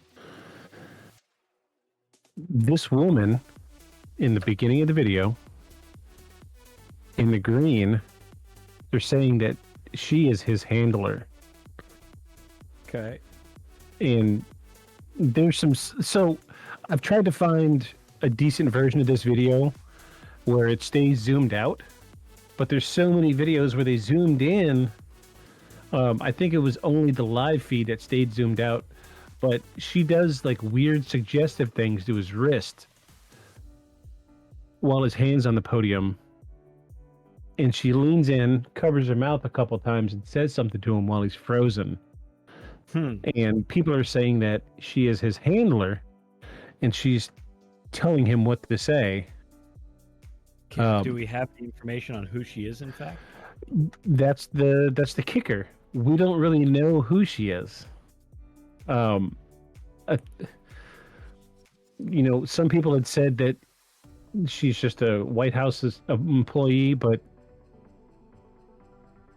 I'm just like, like he comes up and he says something like, "Do you want to say anything else?" And then when he doesn't respond, he just shuffles him away.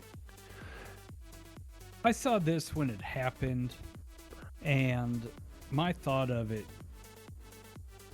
having dealt with seizures with my brother for a long time, is I thought Yeah. it would be a seizure. I didn't, and I figured somebody would think it was something like this, and I suppose it could be, but I think most likely, way more than 99% is he had a seizure. He had a small Yeah. seizure of some sort, because hadn't he just recently had a stroke or something? Yeah, I think that's what it was, honestly. Um, But that could just be me wanting to see what I want to see, right? And not wanting to acknowledge that it could be something more nefarious. Although it does look. but what gets me is he starts out talking.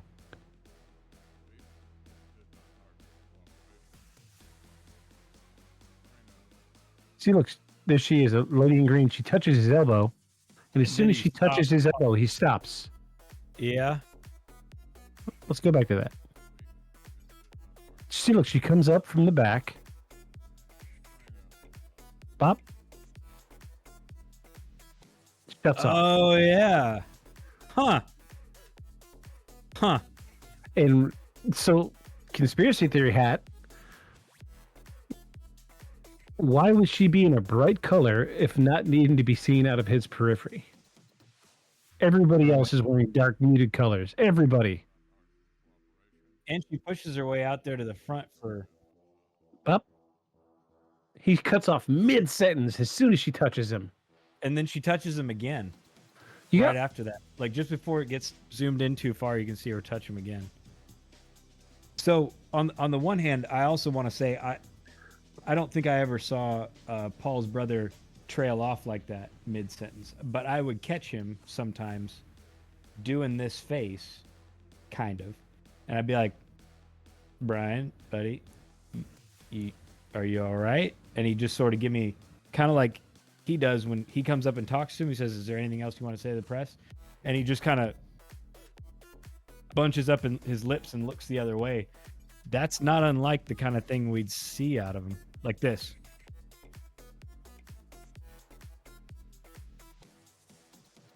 And he just sort of that. But then again, maybe he's just old. Maybe he's finally starting to slip. Sure, I get that. But That I makes do sense. I do like the shot though that it's right after she does the little. Yeah, Yeah, could it's. be. I mean, sometimes Let me kill that audio. So it's just so. Comes Look, out of nowhere. she comes up out of nowhere. Fast. Dude, Like, look at all the other people in the background. They're keeping their distance, and she comes completely from the back. And they just let her through. Everybody knows who she is. yep.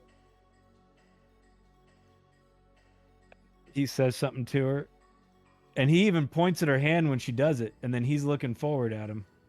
Yeah, Super it's weird. really suspicious. It really is.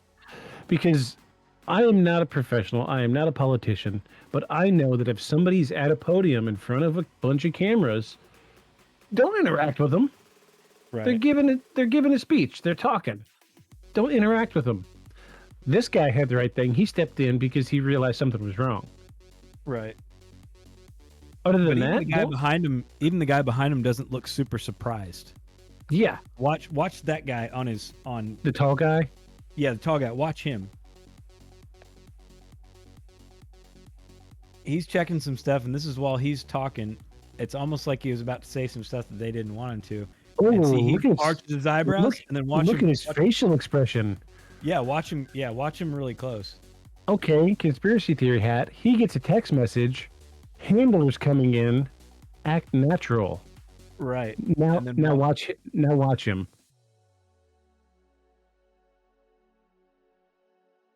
Oh, jeez. Yeah. Yep. And then he Fake Watch his smile. face. Here. Fake smile. and then Oh, the eyebrows. Yeah, and then keep watching. It gets better. He's for something that is so as weird as this, as weird as we all thought it was on TV. He seems nonplussed. oh, there we go. Let's go back to where he comes in back into the shot. There you go.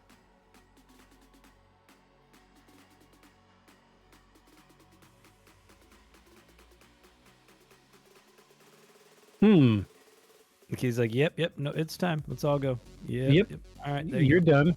Interesting, isn't it? go. Yeah. This is the side of MK Ultra that I am interested in because we're seeing this in the forefront. It's out there. It's obvious. It is freaking obvious.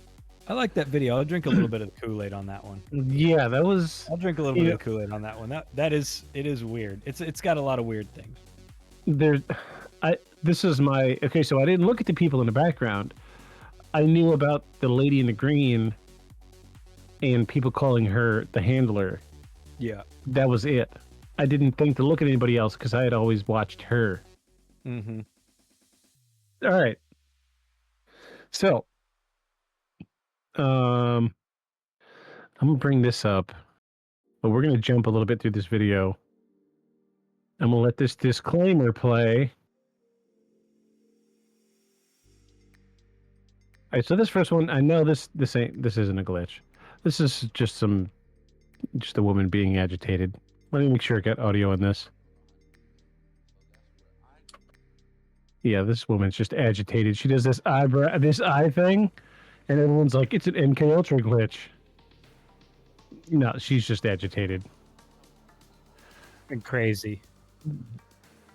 Yeah, she just got some weird She's eyes. mad. That's all it is. That's all it is. She's agitated. She's mad and crazy. Yeah. So the next one in this video is Lady Gaga, when she does the slow motion thing. Have you seen this? No. I'm gonna kill this audio. So she comes out of an event and moves in super slow motion to her vehicle. Like it takes her 5 minutes to get to her vehicle. But she is also notably Yeah. weird for the cameras when she gets a chance. Yeah, she's a performing artist. That's what I think this is. Yeah, I agree with you on that one. And you know, then maybe, you know, my brain immediately went to there were complaints that she moves too quickly to her vehicle and no one's able to take pictures, so she blew it out of proportion. Yeah, so she was like, "Oh, okay, too fast? No problem. I got you. No, I yeah. want to be on your magazine anyway, so why not?" Yeah. Like even climbing in the car, look how slow. Yeah. It's ridiculous. Come on. Yeah, I feel like it's a gag. I mean, this lady Right. famously A wore a gag meat. from Gaga. Yeah, gag from Yeah. Gaga. I mean, this lady A Gaga famously gag. wore a meat suit and was like, Yeah. somebody was That like, sounds meat an suit. egg. She's like, yeah, that's it. That'll be the thing. Meat suit. Yes, I'm on. Yeah. I don't know what that is. Just make it. I'm down. So this one's interesting. So this ties into we're getting into a little bit more conspiratorial stuff here. There is a popular consensus that says the Illuminati I hate to start this conversation with these words. The Illuminati is the one pulling the strings with celebrities. Okay. All right. I thought it was the Scientologists doing it. No, it's the Illuminati this time. Wait. Always something. No, it's Scientology for the movie industry. It's Illuminati for the music industry. Aliens. And they all have their lane. I see. Yeah. So And then Build-A-Bear Group for business. I wish they'd come to our business. So the consensus in this thread is that the Illuminati is pulling the strings with celebrities. Now, there's tons of stuff with Beyonce, especially talking about how she is in with the Illuminati and that she worships the devil. I don't know if you've ever seen the breakdown of her Single Ladies video, all the satanic imagery in it. Yeah, Paul's reaction. That was my reaction. But I firmly believe that major celebrities have been affected by MK Ultra because we keep getting these weird videos like this one. This is at a Lakers game. And I can't help but notice that Jay-Z is kind of like doing everything but acknowledging her. Mhm. Like something's wrong with her brain. Oh, she's doing that thing again. And he's doing something weird too. Like I think he was looking at like the Jumbotron or something. Oh, okay. And like he's just doing everything else. Like, come on, let this thing get over with. Pass. Come on and pass. I don't know about you, but if I was sitting, courtside at a Lakers game and my wife started doing this, I would immediately be like, "Are you okay? What's going on?" He could care less. Like he knows what's going on almost. So this is the Spaced out, idea man. of people being programmed having broken brains. Is that Yes, idea? the over programming. These are the people. These are called glitches, is what I like to call them, glitches, where MK Ultra got in there. They did their foundation work, programmed their brains the way they wanted them, and over the years, change it again, change it again, change it again, change it again, and it's eventually that muscle is going to wear out. So this is the stuff we're getting. I don't know, other than just being blitzed out of her mind, why she would be sitting there. I mean, maybe she doesn't like basketball and she's going to her happy place. That could be it, man. I don't know. This one's fun, but I know what this one is. I mean, this has got yeah. Dude is out there. He is destroyed. Who is it? I don't know exactly who this dude is. Oh, it's Two Chainz. It's 2 Chainz. Yeah. I gotta cut this audio because that's one of his songs. I hope I didn't get dinged for that. Dude, like they interact with him like 3 times in this clip, and he just stands there. But he's probably just Real blitzed out of his mind. Yeah, see, because then he's just being, I don't know. It's weird, but I don't know. But why 2 Chainz? Yeah, why 2 Chainz? What is he doing? What is he? I don't think there's a whole lot of hidden messages in 2 Chainz. No, there's not. Not that kind of. Not that. Of course, Mark Zuckerberg was going to come up on this list. So they brought this one up because he had these custom jackets made for everybody at Facebook, and they're like, "Oh, look at this." He's like, "Look at this hidden logo in the back of the jacket." And the lady literally says, "Oh, it's like a secret cult. It's like you guys are the Illuminati." Oh, and that's why they put the. Yeah, that's why they added this. It's nothing. He made a special like team logo. There we go. There's the logo. And it's okay. It's nothing to do with the Illuminati. It's just he made a logo and put it in the back of a jacket. I mean, it's got interesting symbology if you look at old. I mean, the There's a Star of David in it. Yeah. Blah blah. So yeah. The funny thing is, I'm surprised they didn't try to say the symbol for chaos. Right. Check this out though. The symbol for chaos, the many arrows, going in opposite directions. That was invented by Michael Moorcock, the author, for one of his book series, as a symbol that it was in the book. The symbol was in the book. Check it out.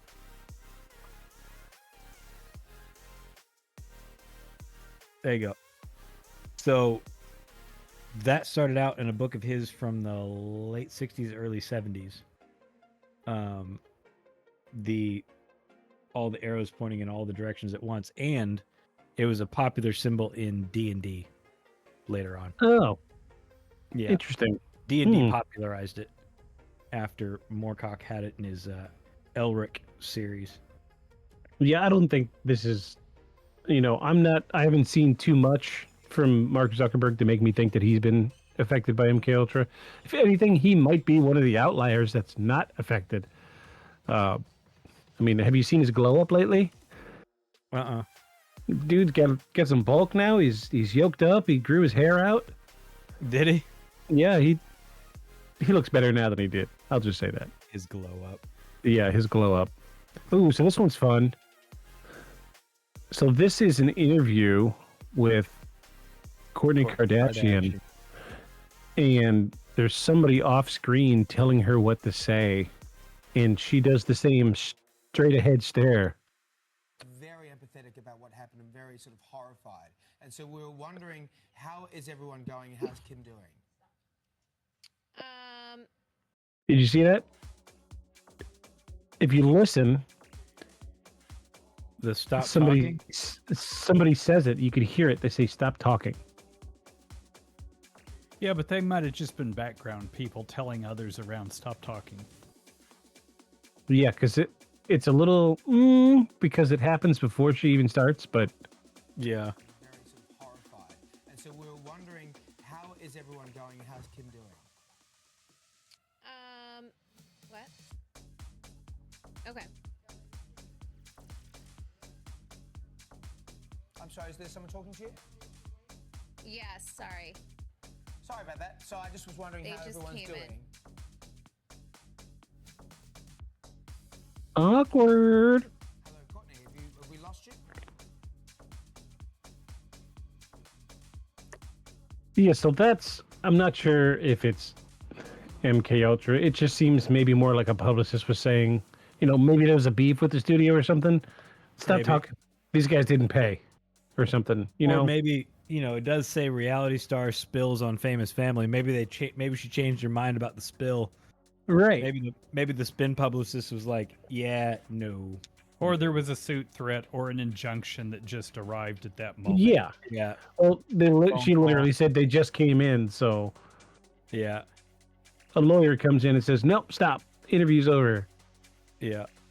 And then whoever's like, stop talking. Oh, is this the lady that? Oh, this is so. The official word from this lady was that she got too hot in the studio, and this happens.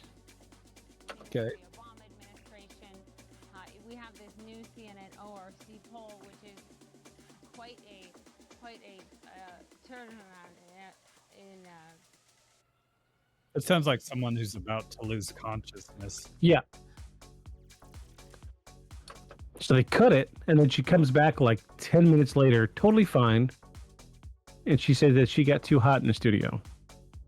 Yeah. That was the official word. But I don't know. You could take that any way you want. This poor girl had a freaking brain aneurysm on camera. We're not going to show that. Oh, is yeah. that This what girl. hers really was? Yeah, she had some medical stuff come up not long afterward, and it was diagnosed as a brain aneurysm. And she had it on camera, and it sucks. And I feel really bad for her, so I don't want to show it. Yeah, that's fine.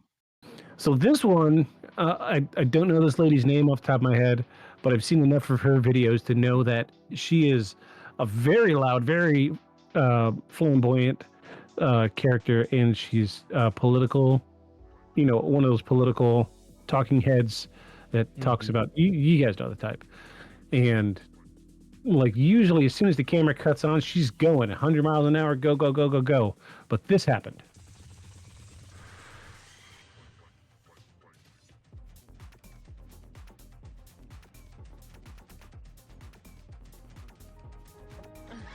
I'm sorry. I was in a trance. Huh. So, I mean, I've done something like that before, but not like at work in front of a camera. I mean, there's vocals, somebody shouting "camera live" in 3, 2, or whatever. You get, I can't see any decent situation where that would happen to me.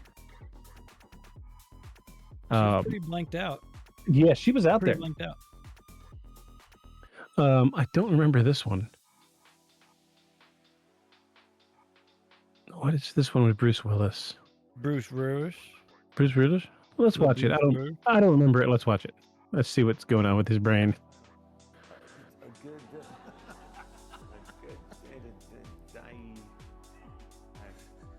But I suppose it's because you had kind of a good day, and if you would have died, well, so be it. Is that it? That's right. That's a good question. Have a sandwich, and let's go shopping. Die Hard. That would have been at your choice of time. Well, it's about. It makes about as much sense. A good, or maybe there is a good day to Die Hard. Yeah. I said it was. But we now know that he had underlying medical issues. Yeah. So I guess What that were one's his underlying explained. medical issues? What? I didn't know he had underlying medical. Oh yeah, he can't even speak now at this point at all. Really? Yeah. He has a terrible degenerative brain problem. I've forgotten what it is. I had no idea. Why What's is this the wrong? first time hearing about this? Because I just was trying to keep it a secret from you. You've been keeping. You're part of it. I am. You're part of it. I'm the Illuminati. That's your programming. Is you've programmed Bruce Willis right out of my life. It's exactly right. Bruce Willis has front Your loved ones temporal always know where to dementia. hit you where it hurts. For a month. Bruce Willis has front temporal dementia, Oh, So a rare group of brain have you- disorders that affect frontal and temporal lobes of the brain, personality changes, odd or inappropriate behavior, language problems, and memory loss. have you heard this discussed in our office in the last week? oh, yeah, yeah, yeah.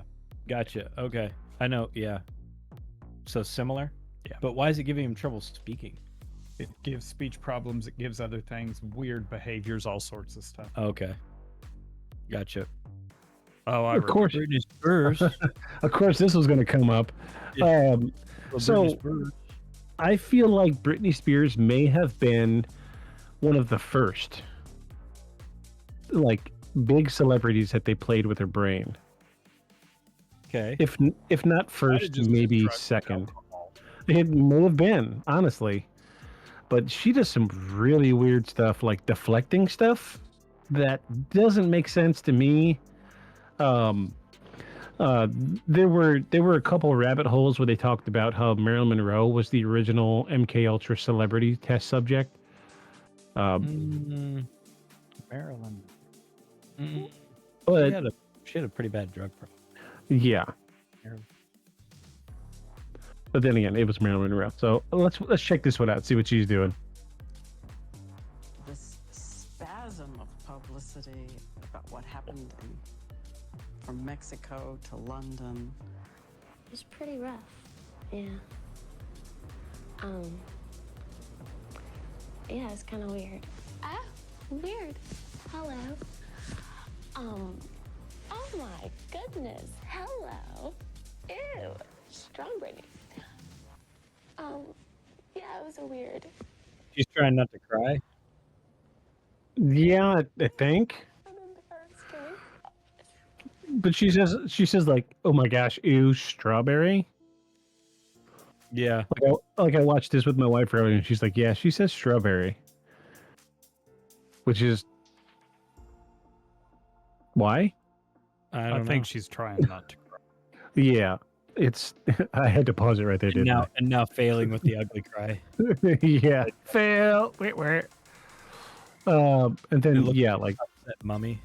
yeah, and then TMZ dropped an article about how she might have multiple personality disorder.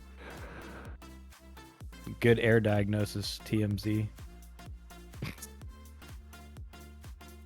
Oh yeah, then Amanda Bynes. We're not going to talk about that. That was drugs, alcohol, probably Yeah. both at the same time. Here's my favorite. Now we showed this last week, but this is the unedited clip, and so in my researches with MK Ultra, they're usually, like you said earlier, Paul, that there was a word or a phrase that you could use to quickly induce somebody. The theory behind this one is the words Holy Ghost was Al Roker's trigger word to put him in a suggestive state.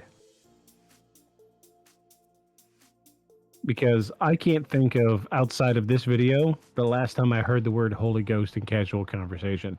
So that would make a good trigger word, sure. Well, you ought to hang out with me. And the church. I probably only said it a couple of times today. Only a couple times. All right, check this out. This is a good one. This one's one of my favorites.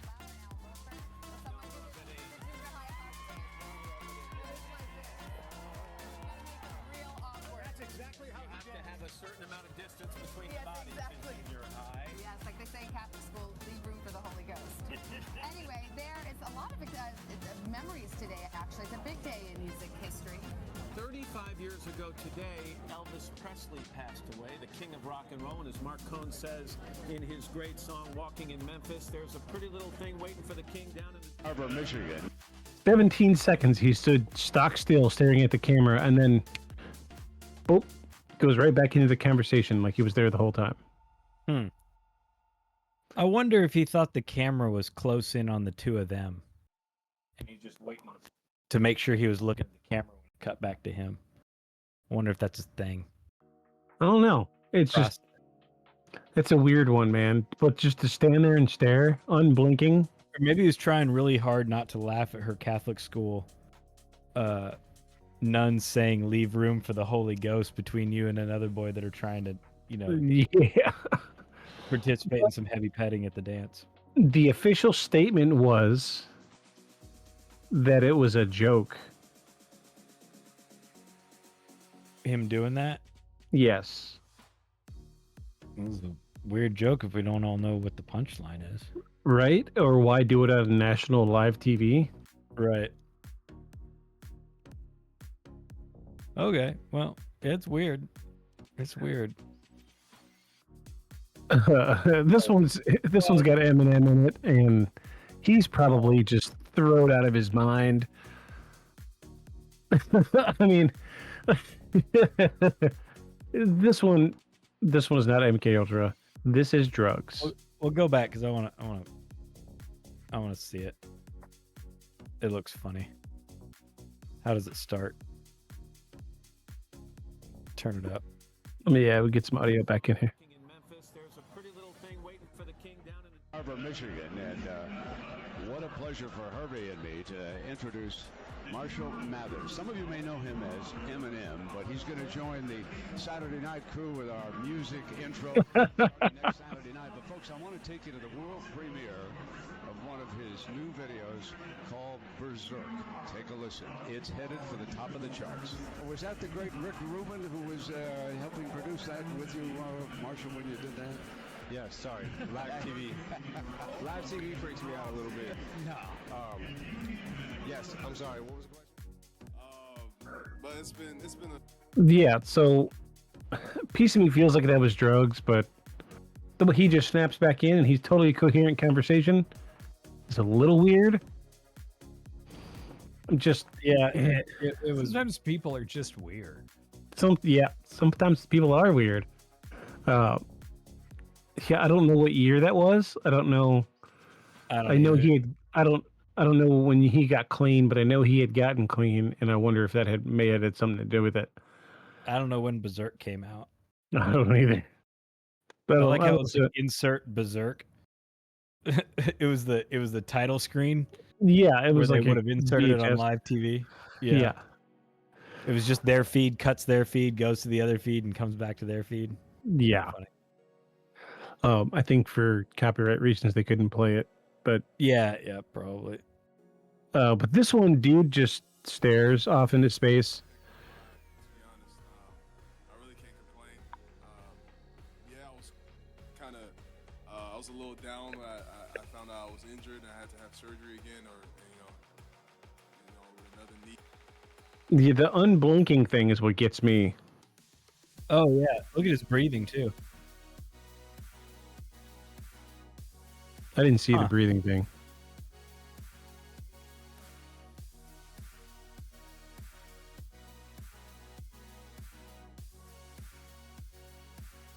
Oh, super weird.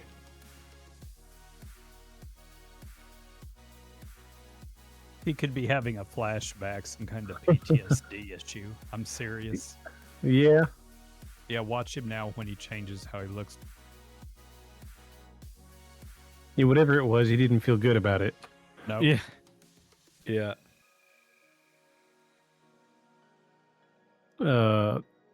Yeah. Okay, so Hillary just does some weird stuff. She does this. They're saying that this head bob thing that she does is a sign of MK Ultra brainwashing. It's a little strange. Yeah.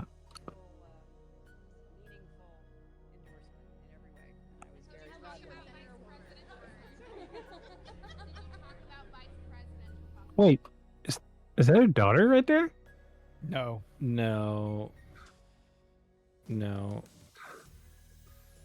But it's just like she didn't notice that person was standing there, and then she starts talking, and she's totally caught off guard or something. Yeah. Yeah, she interrupted her while she was talking.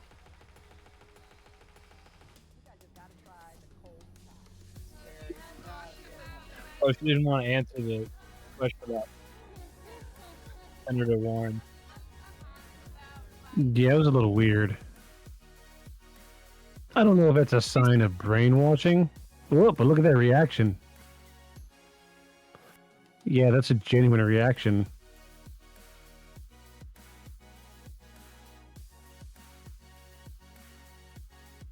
Hard to know without more context. Right.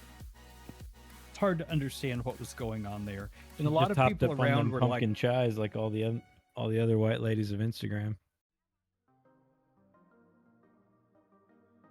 It's a little weird. It I ain't is a gonna little lie. weird. It seems like a mental stutter to me. Kind But of. then she kind of laughs it off. Kind of plays it off. And everyone else is laughing too. I think it must have been some sort of a physical joke. Maybe. Oh yeah, here's a scene of Bill Clinton getting makeup put on, and he's just. The cameras are not supposed to be rolling, but they were. And he's just non-existent. But I could see, maybe he's just holding a position for makeup reasons. Maybe. It is weird. No emotion whatsoever. It's pretty still. I wonder what this was what he was about, what this was video of before, what he was about to have to say. Mm-hmm. If it was some more of his stuff he had to do after the Monica Lewinsky thing, I wouldn't be super thrilled to have to do it either. Right? Yeah. I'm trying to get. I don't remember what this was. Because he's sitting there thinking, he's like, all my homeboys at home are going to be like, really? Of all the people? Monica? You're the president and you're married and you thought that was the one that was the hill to die on right there? Yeah. So this says something about repetition is a hallmark sign of mind control. Okay. Every single man, woman, and child in the state of South Carolina awakens to a freer, safer world because of George Bush.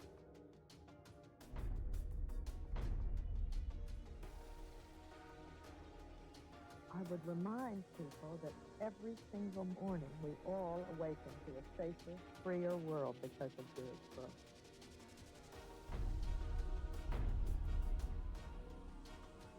Bum bum bum. Nicole, I would remind you and the people of Florence that all of us awake every single day to a freer, safer world because of George Bush. Oh, she doesn't blink like a hypnotist. They themselves awaken every single day to a freer, safer world because of George Bush. This is unreal. Oh, she didn't blink. That was She weird. didn't blink any of those shots. That was 3 or 4 different shots. A lot of Botox. So I have. Oh my god! Right? Have you seen the videos of all the newscasters? Don't know what hot. It was like 25, 30 different news stations across the country, all saying the exact same thing. Oh yeah, yeah, but I think that's more a sign of how little work. Yeah. News stations put in besides whatever gets handed down by corporate. There's like, here's the story, here's the lines. You've got two anchor people on there. You get line 1, you get line 2. Go. Yep. Do the thing. And also homogenizing the news, which is a big problem. Yeah. But that could also be MK Ultra, homogenizing of the news. Dun dun dun. Probably something much more sinister than MK Ultra, all that sort of oligarchy of the of the news media. It's very problematic. It is. Aliens. I love that. I'm so glad you found this. So this one, have you seen this video of Winona Ryder? Mm-mm. Well, there's a piece of me that thinks she's just out of her mind.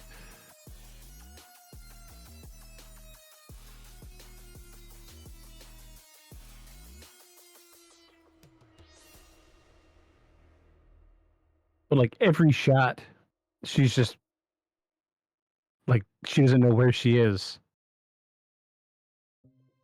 I mean, she's on some sort of medication. Yeah. Maybe she also doesn't like live TV. Maybe not. She's cool when it's filmed, but when you can't take it back, she's stressed about it. It's like you get the full gamut of emotion there. Yeah.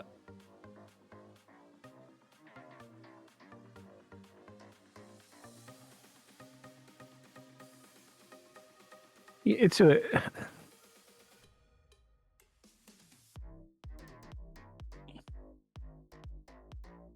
Also, this doesn't look like a particularly important award. What is that award in his hand? So it's something for Stranger Things. That's all I know.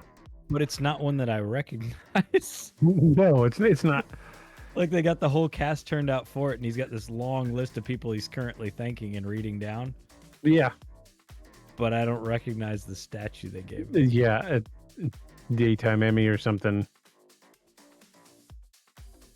What is this? I think Who this is is Kendrick Lamar going on a rant. He does this now. Yeah. Oh, it was Kanye West. We can watch it if you want. He's just kind of known for doing weird stuff. No. Oh. I shall never forget to love Satan, it says. What? What's the context? I have no clue. Okay. He's standing next to Donald Trump, so I guess that's it. Oh, okay. Yeah. So there you go. There's my conspiracy theorist rant for a little bit. It's a little out there. I know it is, but A little bit. I mean, those are interesting videos, though. Some more than others. yeah. But they are definitely interesting, to say the least. The Al Roker one's one of my favorites. I had forgotten about the Barbara Bush video. That was pretty good.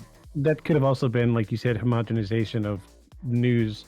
Maybe they were trying to stamp information into the public. Yeah. You know, it's a political move. They're Sure. hoping that was the soundbite people would take from her speech. Right. And Right. that would be the tagline underneath, whatever ended up in the news later. Yeah. She keeps saying says it, in so Yeah. yeah. She wanted that. She wanted every morning when you all wake up, you wake up in a better world because of George Bush. Yeah. She wanted that to be the headline. Yeah. After And her speech. yeah, we took notice. Aliens Oh, took we notice as heard you. well. We heard you. We heard you the first time. Unblinking Barbara. Unblinking Barbara. They're coming to get you, Barbara. Favorite line. I love that movie. So what is your side of MK Ultra? What say you, sir?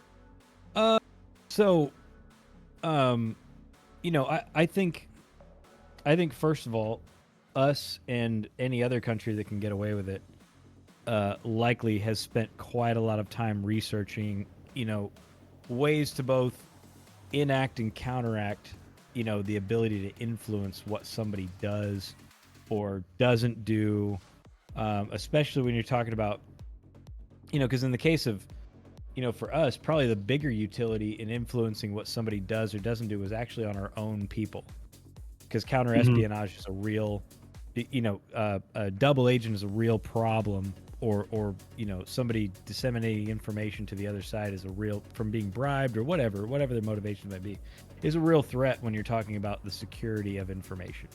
Mm-hmm. So I wonder if it wasn't more about, them trying to make super patriots more than it was, because, even folks that promote, very strenuous interrogation techniques will be the first to tell you. I mean, you kind of got to take it with a grain of salt because look what you did to get them to say it. I mean, you kind of make an impossible situation that they'll tell you whatever to get you out of it. You kind of got to. I mean, it's as effective as it is ineffective. Yeah. So, I think they were looking for ways that didn't require that. But a lot of stuff that they were researching, like the sleep deprivation. I mean, at some point, they're going to tell you whatever to get some sleep, because not getting sleep when you really want to sleep can become so acute that it's painful. Yeah. Psychologically painful, much like other things are physically painful. But I think, obviously the program existed. Obviously they were trying to get at the crux of how these things might work. And if it, it may have been, as you say, or as they say, as a counter measure, because they were sure the Russians were doing it, much like the remote viewing crap. We think they're doing it, so we're going to figure it out first. But I imagine that the public-facing part of the program ended because they found out, that it has its own issues, much like torture does. Right. Or even the chemical stuff. It sounds like the two medications that they mentioned, along with even sleep deprivation, you're trying to get somebody so loopy that you'll get them to slip. Right. Slip and admit something rather than try to, torture it out of them. Because tortured information isn't all that valuable. Right, like you said, they'll say what they need to say to make it stop. Because you can't rely on it. But maybe if you can get someone to slip, because you keep asking them the same questions over and over and over, and then maybe one time they slip. Yeah. That's the thing that they were thinking about trying not to say. That's a useful thing. But I think the hypnosis is probably the most effective one. And I imagine if it were me, if you had this program that was so tainted by all of this experimentation that they did against people's wills, I think if the information was starting to come out to the point that they were suing the U.S. government, I think at some point you're going to need to contain it. Yeah. Right? You're going to need to contain the stuff that people are trying to get information out of by shutting down the program and starting something fresh that isn't tainted by so many things. Abuse, doing things against people's will, damage to them, medical, physical, psychological. Eventually, at some point, you're going to need to cut it and start something else. Yeah. So, either the program ended because of the abuses and the issues with it, or they figured out that they were going to learn how they were going to learn from that vein and moved on to something else. Yeah. I don't think that research is any less useful today. Like the things that they were trying to figure out and trying to standardize, I don't think are things that they want to know any less now than they wanted to know then. I'm sure those are all still things that they would like to have be effective uses of that stuff, right? Like I said, like a tablet you drop in their water, let them drink it, wait 20 minutes, ask them whatever you want. Truth serum.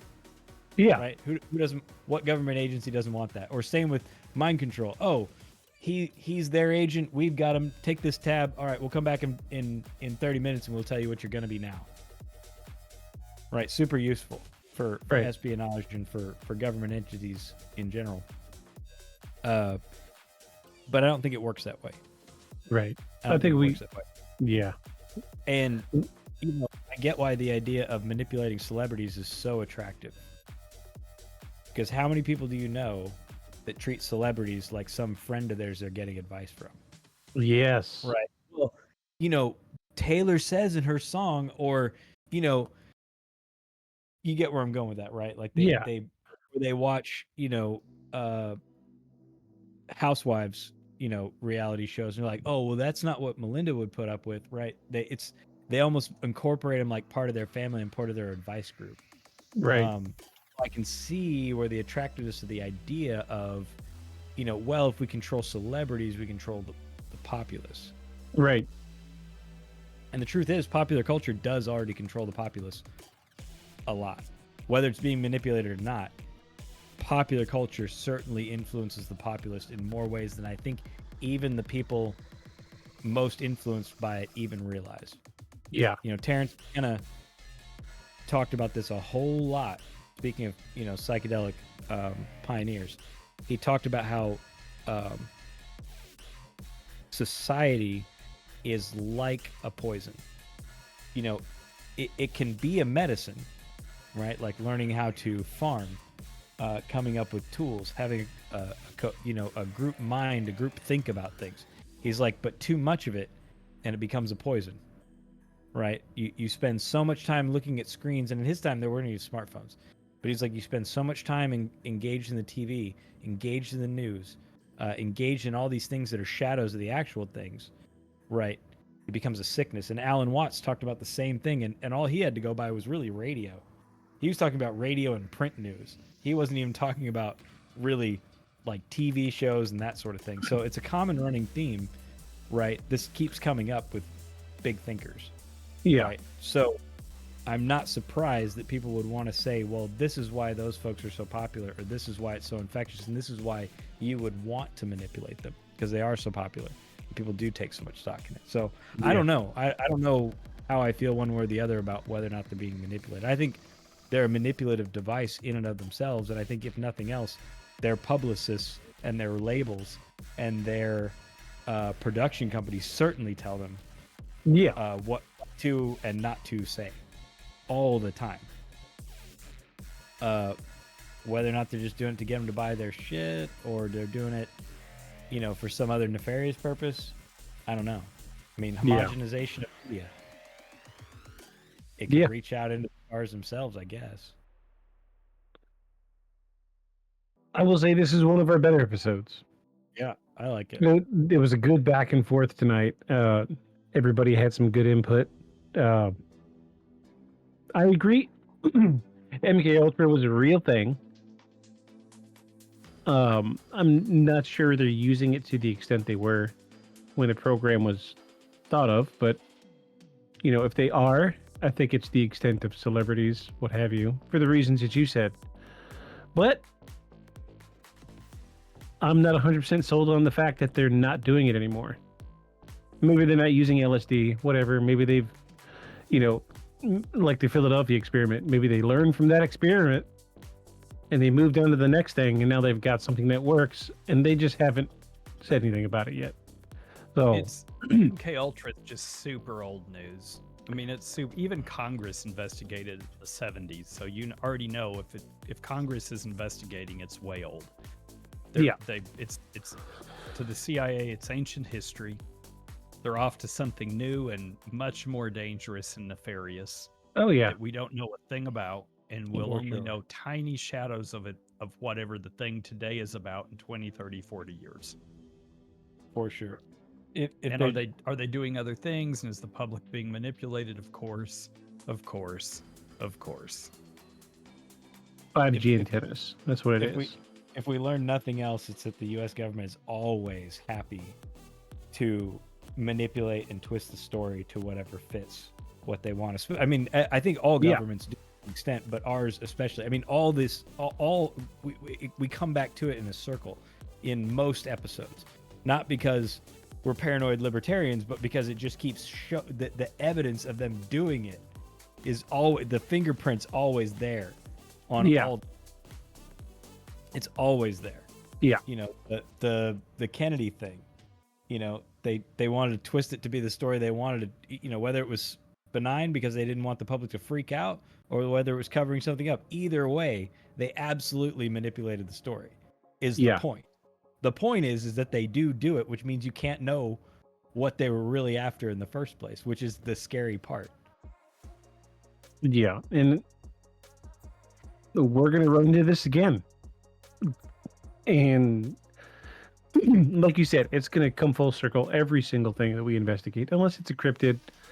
I don't know of many cryptids that are government funded, so they read them and turned them loose. Right. Yeah. Discredit their critics. Yeah, that's it. All right, so what are y'all thinking for next week? What's the date? It is 8. So do we want to do final thoughts? We'll do fun. Yeah, before we get into final thoughts, what are we doing next week? I think we're about due for an alien story, aren't we? Or, well, we've kind of danced around it a little bit lately. We've done some different things lately, so alien or cryptid, one or the other. Yeah, we'll come up with a Alien, cryptid, but or miraculous something or another. Miraculous something or another. maybe we should talk about. Maybe we should talk about Krampus. Krampus. Yes. Let's do Krampus next week. Okay. And let's do Christmas stuff. I have one too. Okay, cool. Yeah, we'll do. About how we'll do how Santa came about. The older lore. Okay. And we'll do Krampus. I can't wait to be educated by your. Well, I mean the rural stuff, like the tribal stuff that it came out of, and how it repeats itself. Now, I'm not talking about just our Anglo version of it, but the gift giving entity that comes once a year is a repeated theme in a lot of cultures. Yeah, it's not necessarily Christmas. It's not necessarily the same time of year, but that theme of someone coming to visit the house, even coming in through the top of the house or chimney of sort of thing, is a repeated theme. That's what I meant. I can't wait. Oh my god, why? Because I'm terrible. You gotta be like that. And I'm You suspect. You haven't met this one yet. This is Olive Oil, by the way. Olive oil. She's been a downstairs cat until we lost Potato, and now she's free roam with the entire facility. And she's been asleep over here. Is that since I like the started. backstairs cat? Yeah, something like that. Yeah. Cat of the backstairs. She's coming around to being more friendly. She's looking pretty friendly right now. Yeah, she likes it when at first she's like, no, don't pick me up, and then I pick her up and I do a little face scratch, and she loves it. She fell asleep in my arms earlier. But anyway, yeah, we'll do Krampus next week. Final thoughts. Tell us. Take us away. I think, whether you're getting relationship advice from Taylor Swift on what to do about your 30-second ex-boyfriend, or how to be a strong modern woman from Beyonce, or how to be pimping with Jay-Z, I think you have to take culture. I think you have to stop taking culture at face value and maybe look at what is culture. And the truth is, culture is stacks and layers of motive of memes and ideas of what this person thinks and wants you to also think, right? So everything from a news story that catches fire and spreads after one thing, a viral meme, poor Mr. Kane doing his scream on stage that canceled his entire political career. Everything has a either a motive or a mover behind it. And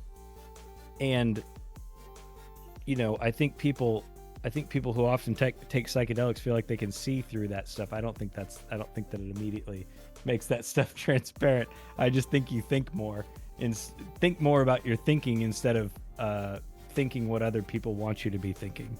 Yeah. So if you are thinking about your thinking and thinking about others' thinking for your thinking, then you might want to think about thinking about following us. Beyond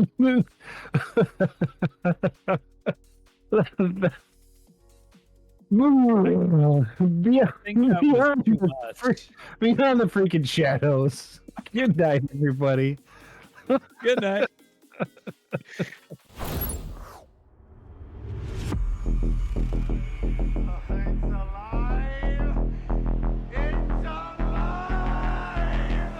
creature like that, how would it ever die? And this monster starts running right at me. Annihilated by nuclear bombs. Beast is not dead. I put 4 bullets into him. Oh, you're crazy. But I saw that monster too. All I want is for someone to believe me. Contaminated. Face. Horrible. Look like it would scare you to death. All right, let's get to work.